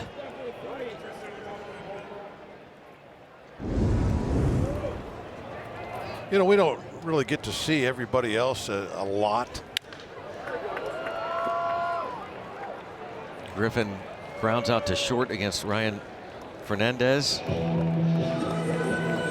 We see our catchers all the time. There you see Fernandez numbers, just 3 games so far. I just feel like we pick really good times to challenge, and we get it in our favor an awful lot. Both catchers do an excellent job of that. Yeah, I agree with you. I mean, that was perfect time to make a challenge, and you know, it wasn't like it was right down the middle. It was a little bit borderline, but you know, maybe in the first inning of a game you don't do that. You save it.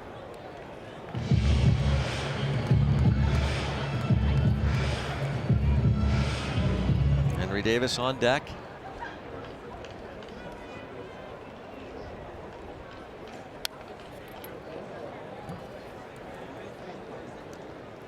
And so Mattson gets the last out of the 7th, and here's the game plan now. The lefty Gregory Soto, with lefty batting Nolan Gorman due up first, and then the 3rd batter due up is a lefty hitting Nathan Church. It really, so far, Bob, you can go ahead and knock on wood again. So far, this has been, I mean, the perfect game plan. It's played out perfectly. You know, you can make all the plans you want. Well, you have to have execution. Yeah. And the pitchers are executing flawlessly tonight. Great stuff, excellent control. Their command of their pitches. Been fun to watch. Montgomery a 1-2-3 first, Lawrence a 1-2-3 second, and then the rookie Wilbur Dotel in his 3rd major league appearance. Pitches 4 perfect innings, and he sets down each of the 12 he faces as Mangum fouls another one off. And Sisk almost pitched a 1-2-3 7th. He got that ground ball with 2 outs. Now here's a message from Levin Furniture and Mattress. Get the guaranteed lowest mattress prices for life at Levin.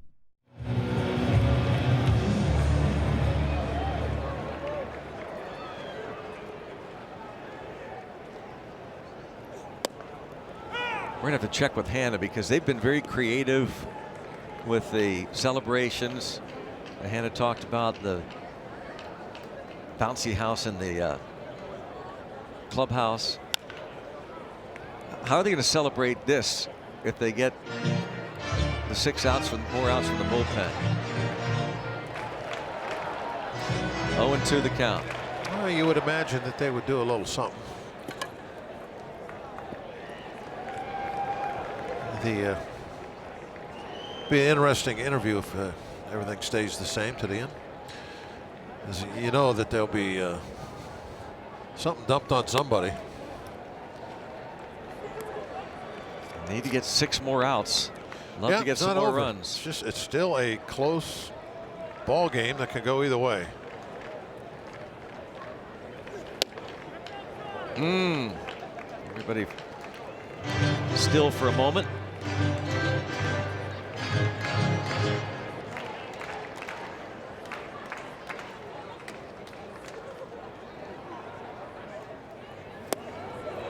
1, 2, 3 go the Pirates. A ground out and a couple of strikeouts, and now we go to the 8th inning.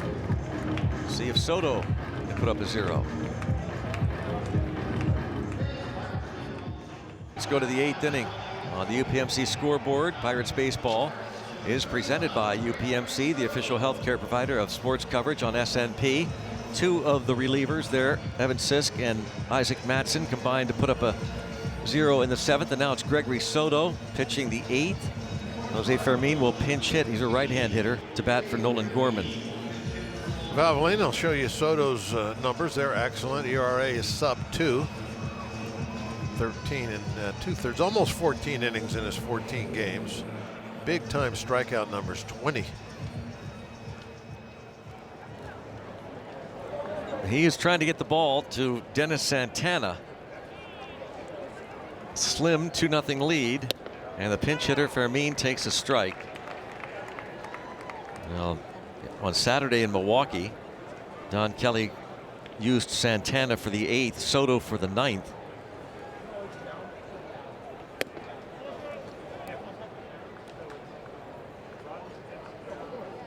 That time it was a tie game.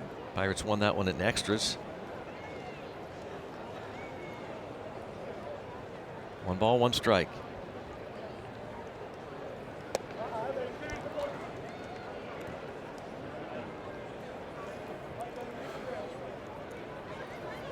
Gregory Soto, mainly a setup man this year for the Pirates, signed a 1-year free agent deal over the winter.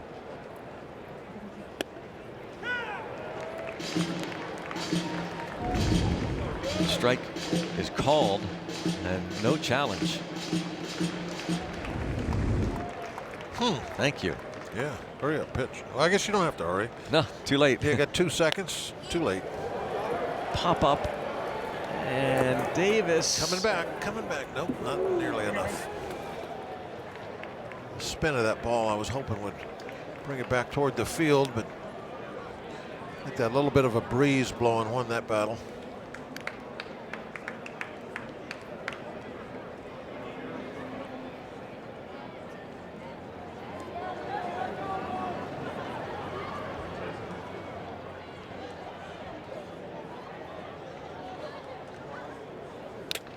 Ooh, wow. That ball got Mason Wynn after it was fouled off a mask.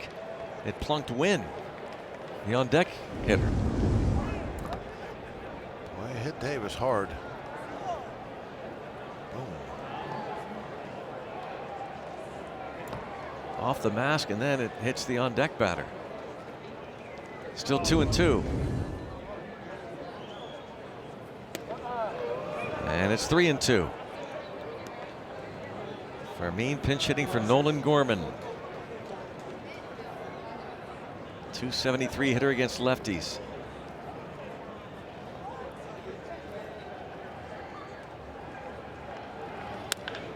And a base hit, a pinch hit single for Jose Fermin.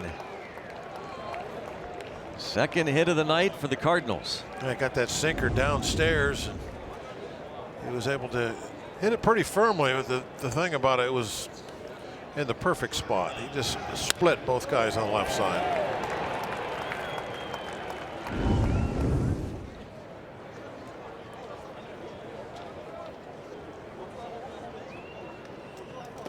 And ball 1.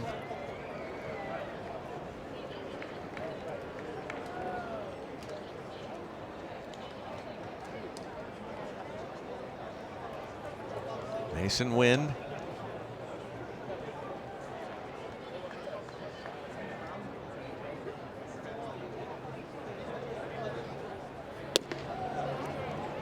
Mm, 2-0. Wynn came in this past week the Cardinals' hottest hitter. 400 over his last 7 games. Has popped up and grounded out to the right side of the infield.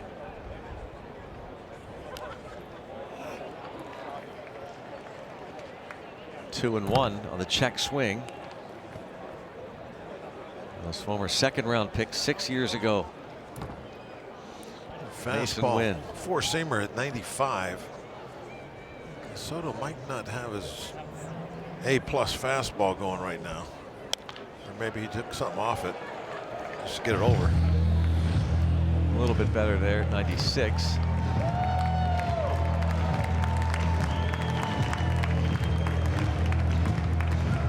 But he can get it up there 98, 99. 2-2. Soto has struck out 15 of the first 38 right-handed batters he's faced.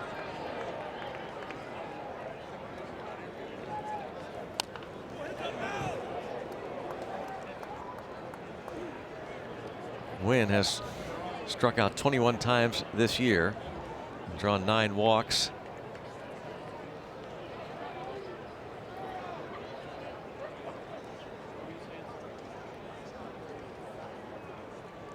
Another 2-2 pitch and bounce past the pitcher, second base, quick flip. Oh, is that fancy? Oh my goodness.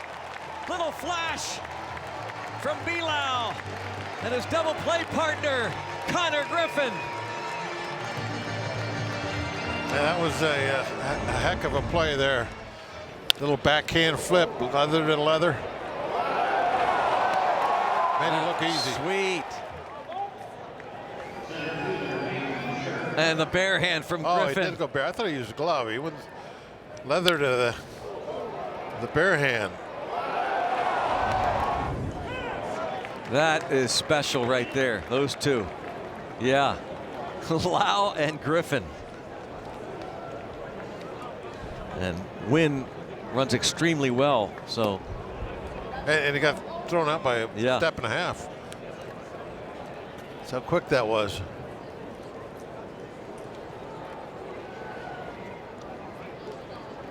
Yeah, still talking.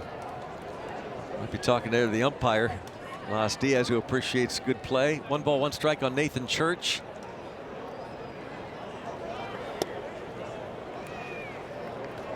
Two and one on the Cardinals center fielder, Lau, and his rookie double play partner. Constantly talking about work around that bag. In the air, center fielder Mangum. Soto gives up a leadoff hit, then gets a fancy double play turn by Lau and Griffin, and the fly out. Lau, glove to hand to Horwitz. Still 2-0 Pirates. With this 4-game series with the Cardinals tomorrow night. And we'll be back over on our main Sportsnet Pittsburgh channel for that one tomorrow night. Pre-game coverage starts at 5:30. Good chance that Braxton Ashcraft would start that. Pirates have not announced it. He is on the bereavement list. We do know that Bubba Chandler will pitch Wednesday night and Thursday afternoon. Come on and have lunch with the Bucks. Paul Skeens will go for Pittsburgh. Setting the tone here in the first game of the 7 games against the National League Central Division. After winning 2 of 3 in Milwaukee, facing the Cardinals for the first time in 2026, and using a bullpen game. New left fielder is Jose Fermin. He had pinch hit and singled, and Sajasi moves from left to third.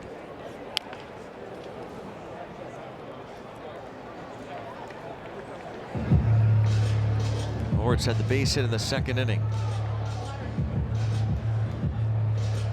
With the top of the lineup here, perfect situation to try and get at least one more run up on that board. Make it easier in the 9th. Strikeout for Fernandez. Here comes Brandon Lau, and during the break, on his way up the steps, how about a souvenir for that young fan? No way. You can see him mouth that. No way.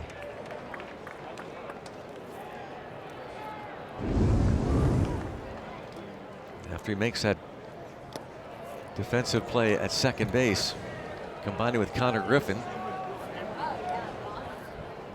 goes in, grabs a bat for that young man. Dennis Santana. That bat got pine tar all over it. Better not sleep with it tonight. Too bad.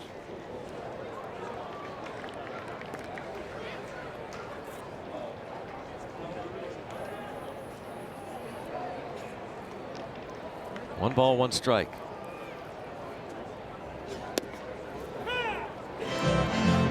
Thinking about it. No, it's a strike. Well,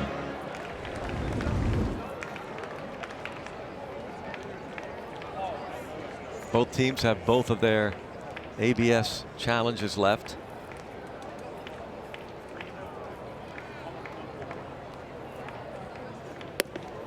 Two and two to Lau. Fernandez has struck out 3 in a row, had a 1-2-3 seventh. Dustin May went 6, gave up 2 runs on 7 hits. Pirates scored in the first and second innings. And another strikeout. Pirates have scored first in a major league leading 20 games this year. a little bit of a chase downstairs. Been a well umpired game by Siegel, you think? Yeah. It's Brian Reynolds now. Not a lot of guys wanting to throw any challenges out there. Shallow left. 1, 2, 3. Now the Pirates are going to go to the bullpen again, looking for 3 outs.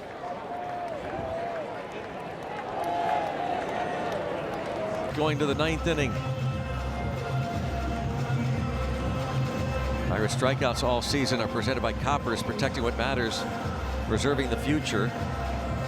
Mason Montgomery struck out 1 of the 3 he faced. 3 batters up, 3 batters down. Justin Lawrence, 1, 2, 3 second. He had the strikeout. Brian Reynolds to right. Billy Cook in center. Defensive change. Jake Mangum moves to left. And Ryan O'Hearn comes in to play first. And here is Santana. First pitch swinging. Fair ball. Deep third. Long throw. Got him. Gonzalez took a little bit of time maybe to get a good grip. And 1 away. 1 pitch, 1 out. See, Santana's numbers brought to you by Valvoline. I liked him taking that little extra time. I mean, he's going to make a long, accurate throw. Make sure you got it seamed up and gripped properly because he had a little bit of time. This is a fine job by Gonzalez. Here's Pages. Strike 1. A couple of nice defensive plays by the Pirates tonight. That double play, of course, I think is the best one they had. A little backhand flip. Yeah.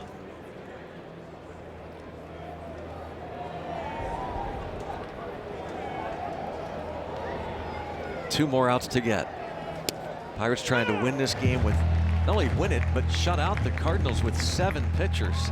Last time a staff did that was back in 2015. 7 pitchers to shut out the Phillies here. June 12th, a 1-0 shutout. That was 13 innings. And a fly ball to left. Deep and gone. A home run for Pages to make it 2-1. Pedro Pages hits his 3rd home run of the year. And it's a 1-run game. Down and in breaking ball that just drops ahead of the bat too and keeps it fair. There you see it starts off the plate inside, breaks to the inside half, and just goes down and gets it. It's the first home run Santana has allowed this season. That breaks the scoreless inning string against the Cardinals here at PNC Park. 36 consecutive innings before Pages homers with 1 out in the 9th.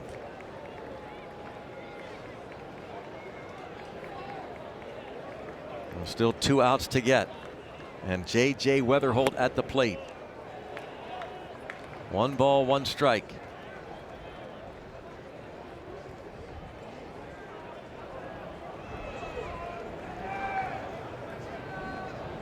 Weatherholt popped up against Montgomery. Did he go? No. He flied out against Dotel. And flied out against the lefty Evan Sisk.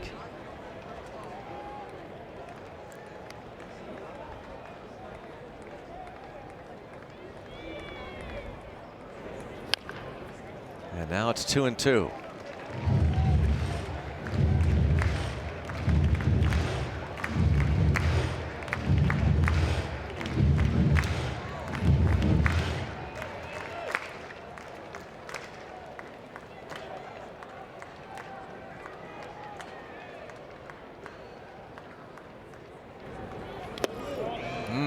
Three and two.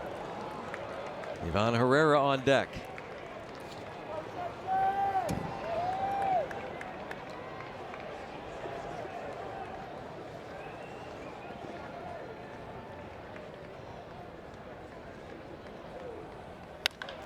Drive to right center field, to the wall.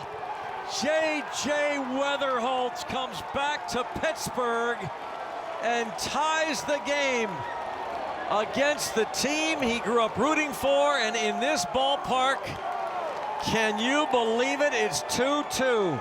There's 6 home runs for him now. We were talking about him during the open about how he's got pretty good power. 5 long ones already this year in this ballpark. Really good for left-hand hitters. That ball, man, right down the pipe. His first road home run in the major leagues is in Pittsburgh. Yeah, not really a road home run, is it? No. For him. His parents on hand, of course, to see it. Mike and Holly Weatherholt. Unbelievable. 2-2 game. After all this work.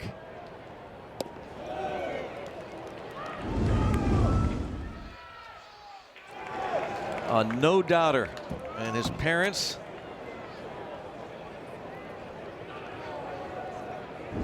Wow.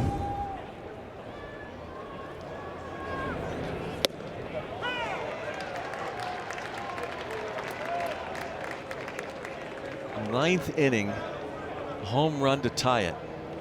Weatherholt talked about coming to all the games here as a kid and loved Andrew McCutchen. He mentioned Neil Walker, Pedro Alvarez. Talked about having his birthday party here once. He was about 8 years old. And then, of course, playing as a college player for WVU. Played Pitt in the backyard brawl here. And now it's 3-2 on Ivan Herrera. Back-to-back home runs given up by Dennis Santana. First 2 home runs he's allowed this year. Pages, his 3rd of the year, and Weatherholt, his 6th.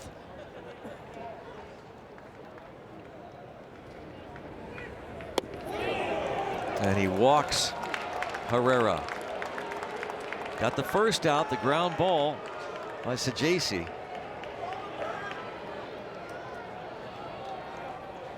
What a moment for the 23-year-old from Mars, PA, J.J. Weatherholt.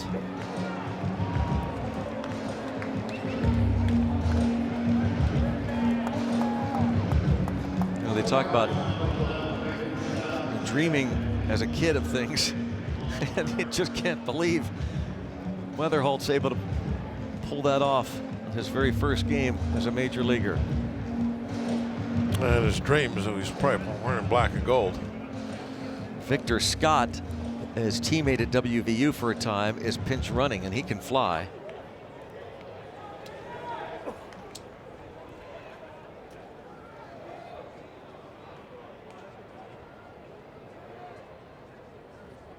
Not going. Little tapper. Better get it quickly. That's going fair. Let it go now. And it will stay fair.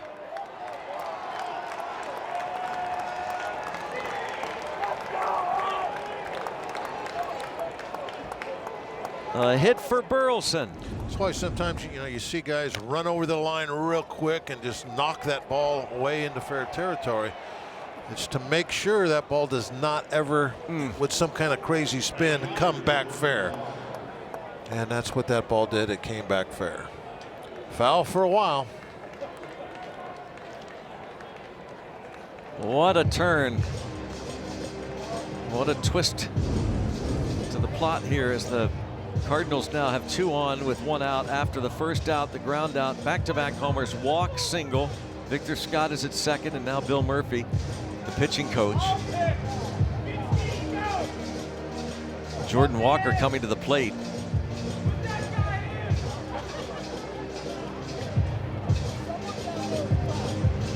Trying to keep this now a tie game in the bottom of the ninth.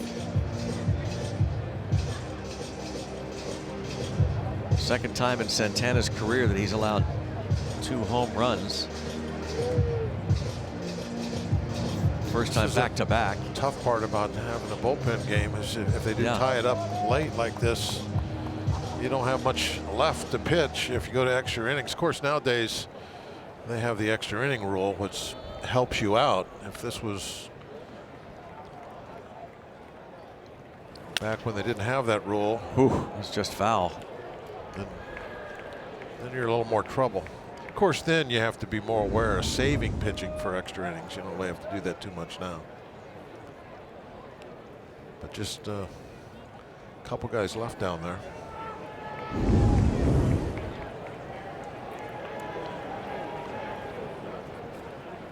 But just 1 out. We still have to do a lot of work here to keep it a tie game.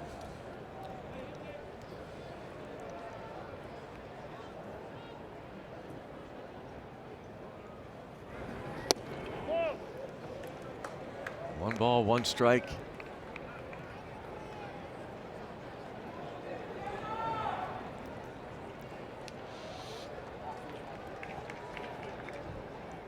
Walker 0 for 3. And a pickoff try. Scott dives back safely. As you said, a lot of speed. You got to be very careful. Watch him. You don't want him getting over to third base in this situation. We saw George Soriano loosening in the bullpen for the Cardinals. 1 ball, 1 strike. And another foul. So he's fouled off a couple on the ground here, and that's what Santana would love to get at an infielder.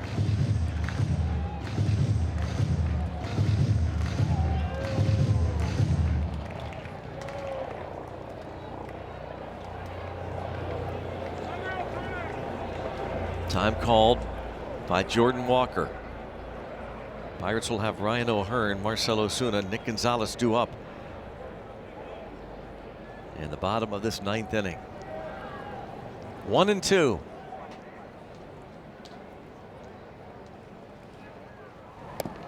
Two and two on Jordan Walker.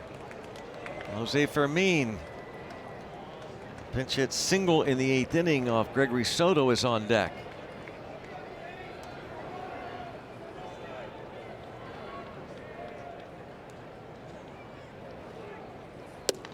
And now it's 3-2.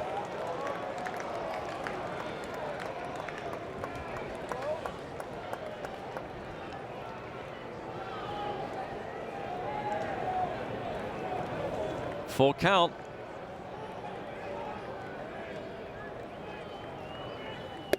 And now they're loaded. And Santana got the first out, a ground ball. First pitch to Sajasi, but then homer, walk, infield hit, walk. Santana's thrown 23 pitches now. So eventually that gets, you don't want your closer, you know, throwing 30-some pitches. And they're going to have to get somebody up in the Pirate bullpen. Looks like Cam Sanders taking off the jersey. Line drive left field, fair ball. This is going to score at least a couple. Jordan Walker going to be held at third. A 2-run double by Jose Fermin. And suddenly the Cardinals lead it in the 9th inning, 4-2. The great evening has fallen apart.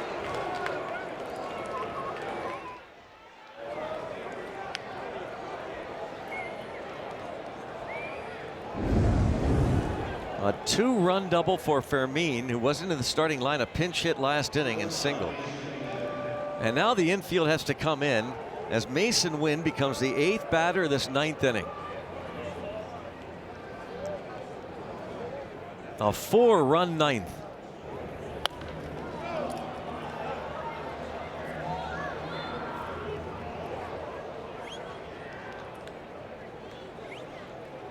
Wynn hit into a double play last inning.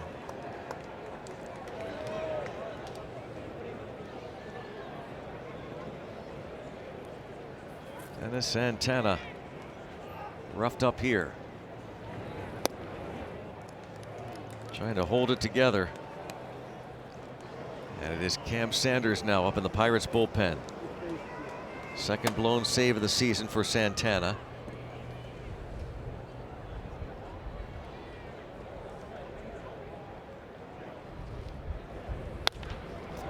And this is in shallow left field. Coming in is Mangum, and he will dive, but well, will not score the run because halfway down was Walker. So they won't get the 5th run just yet.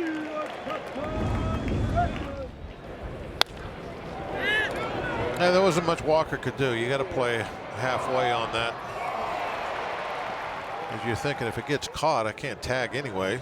And that wind really brought that ball back. Yeah, it's been gusting all night. Right now, it's gusting about as good as it has. Nice catch by Mangum to stay with it. He made a nice play on that double down the line to keep Walker from scoring. That's true. He stopped Walker from scoring twice now. Yeah. And now Henry Davis, that may be it for Santana. They may not want him to go any more than this. Might be buying him some time. You got Sajasi on deck. Could be an intentional walk, maybe. Could be. Henry Davis slowly walking back to home plate. And that's going to be it. Yep.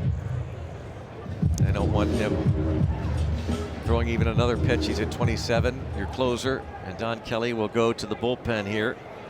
Cam Sanders to face Nathan Church. Santana gets 2 outs. The first one on the ground ball, the first pitch, then gives up back-to-back homers to tie it. A couple of walks proved very costly. That infield hit, the double. And he leaves the Pirates trailing 4-2. Time for the North Star Chevrolet Buick and GMC star of the game. And it's J.J. Weatherholt. The man from Mars and WVU back in Pittsburgh and playing a major league game here in this yard for the first time in his career. Hits his first road home run in his hometown. Ties the game at 2. 6th home run of the season.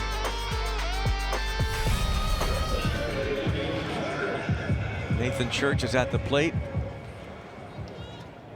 Pirates, now they're going to pitch to him. Thought they might walk him with the righty hitting Thomas Sajasi on deck, and a line drive to right field.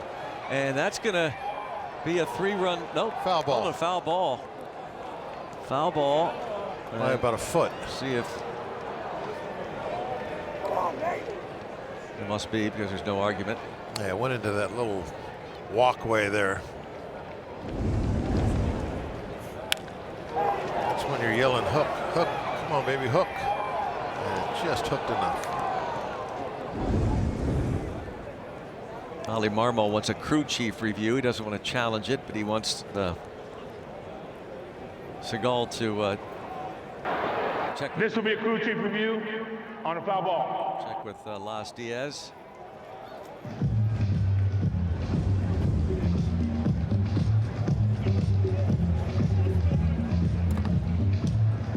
Definitely a foul ball. Surprised the Pirates did not walk him intentionally to face Sajasi.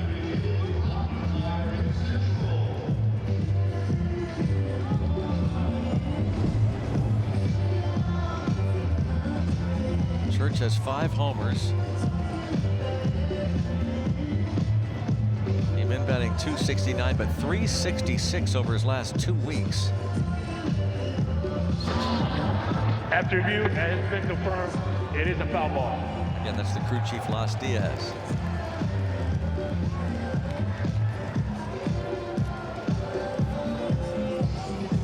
They don't have any lefty hitters available. Ramon Urias and Yoel Pozo are the only pinch hitter possibilities. But they'll pitch to Church. And it's 0-2.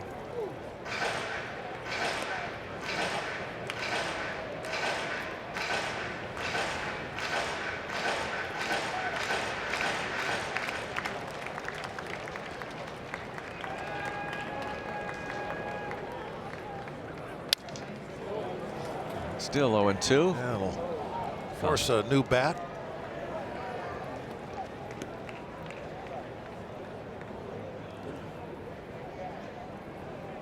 In the bottom of the ninth, again, the Pirates will have O'Hearn, Osuna, and Gonzalez. And Connor Griffin. Somebody reaches. Oh, what a night for everyone except Dennis Santana, including rookie Wilbur Dotel. A chance to get his first major league win. 4 perfect innings. Spoiled when the Cardinals hit back-to-back home runs, and then the 2-run double by Fermin, giving them the lead.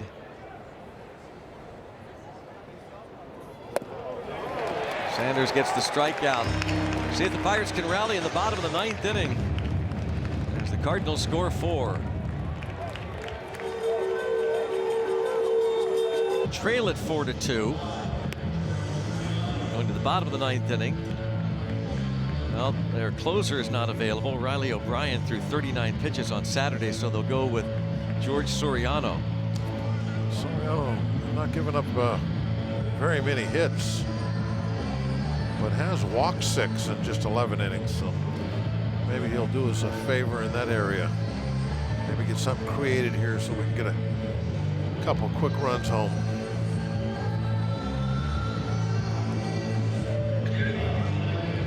Urias comes in to play third base. Ramon Urias. Victor Scott stays in the game to play center. And Nathan Church goes to left. And first pitch strike called to Ryan O'Hearn. Now in left field is Nathan Church.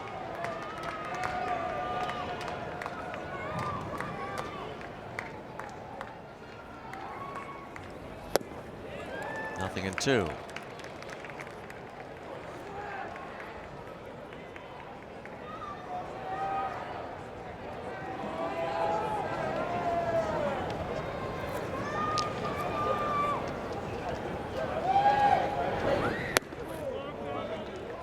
Change up at 90.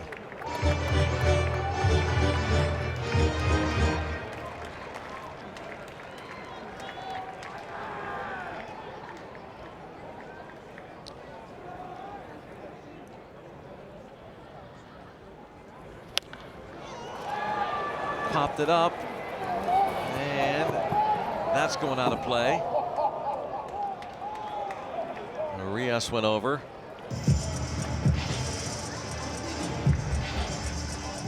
Soriano, former Marlin, done some good work against Pittsburgh. 9 1/3 innings, has not given up a run and struck out 13 in 6 relief outings while with the Marlins.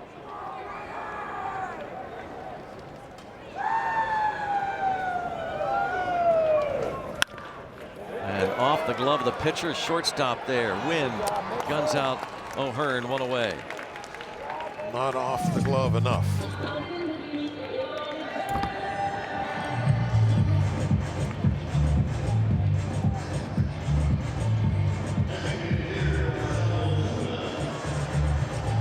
Osuna.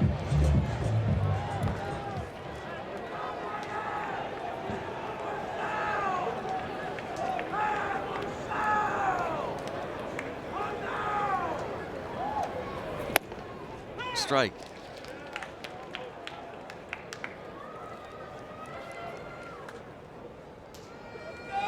Soriano looking for his 4th major league save. Had one last year with the Fish in 24 games. Had an 8.35 ERA with the Marlins last year. 72 career games. George Soriano has a 5.95 earned run average. Parts of 3 years in the major leagues before coming to the Cardinals in a deal in February.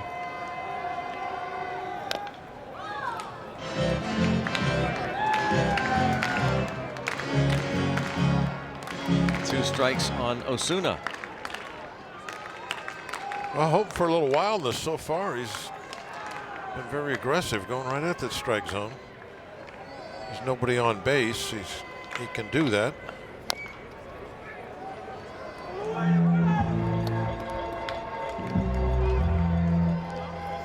Dustin May. Pirates looked like it's going to make it a short night for him, but he tightened up the belt buckle and gave the Cardinals 6 innings, 2 runs, 7 hits. Ryan Fernandez, 2 perfect innings of relief. Better than the innings is after the last 4 of them were zeros. The Pirates haven't done anything with the bats since the second.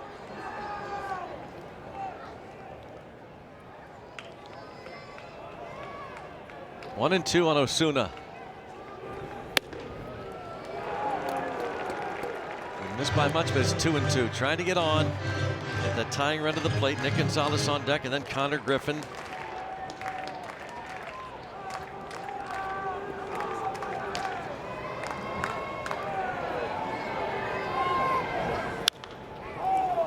That's going to get out of play. Nick Murphy. 2 and 2.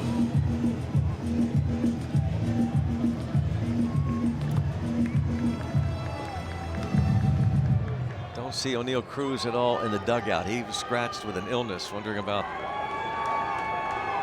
somebody getting on base. You could bring that big bat up as a pinch hitter, but somebody's got to get on base even to think about it, and that's 2 outs. Yeah, you got to get the tying run up there before you can think about a home run. Long ball.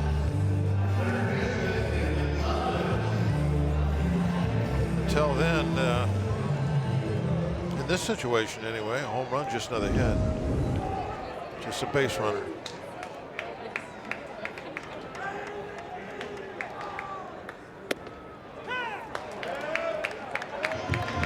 The batter challenging the strike call.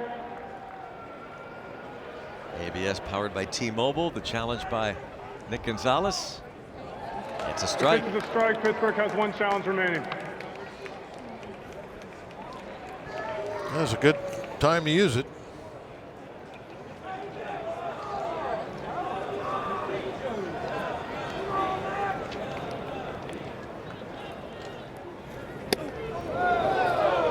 One ball, 1 strike.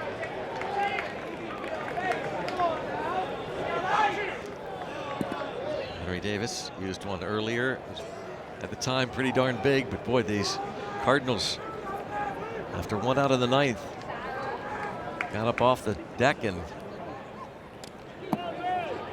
stunned the Pirates. And Dennis Santana, back-to-back home runs. Paez, the catcher. And J.J. Weatherholt, the game-tying home run. And a walk, infield hit walk, and the 2-run double by Fermin.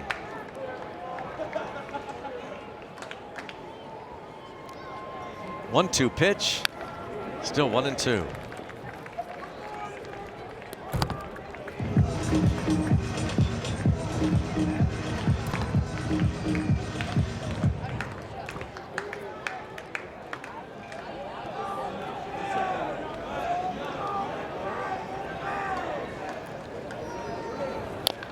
Stays 1 and 2.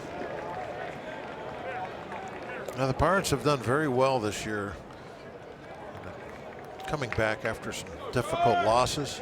If they don't win this one, it'll be another opportunity for that tomorrow to show how resilient that they are. And they've been very good at that. Oh, that's a bullet up the middle for Nicky G. Nick Gonzalez. Not over yet. His 3rd hit. That's what we wanted, to get the tying run up there. It's Connor Griffin.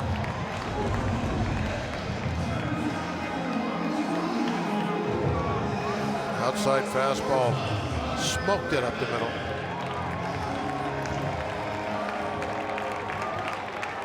Three-hit night for Nick Gonzalez. His average up to .323 for the year. And now Connor Griffin takes a strike slider. Be quite a story, wouldn't it? Oh, I was just thinking the same thing. The 2 first-round picks in 2024, the high school selection, the college guy by the Cardinals, Weatherholt. 2 picks later, the Pirates selected Griffin. Hits this toward right center field. And the Cardinals come back and win it. Toughest loss of the year for this Pirates team. And for the first time since the start of the year, they drop back-to-back games.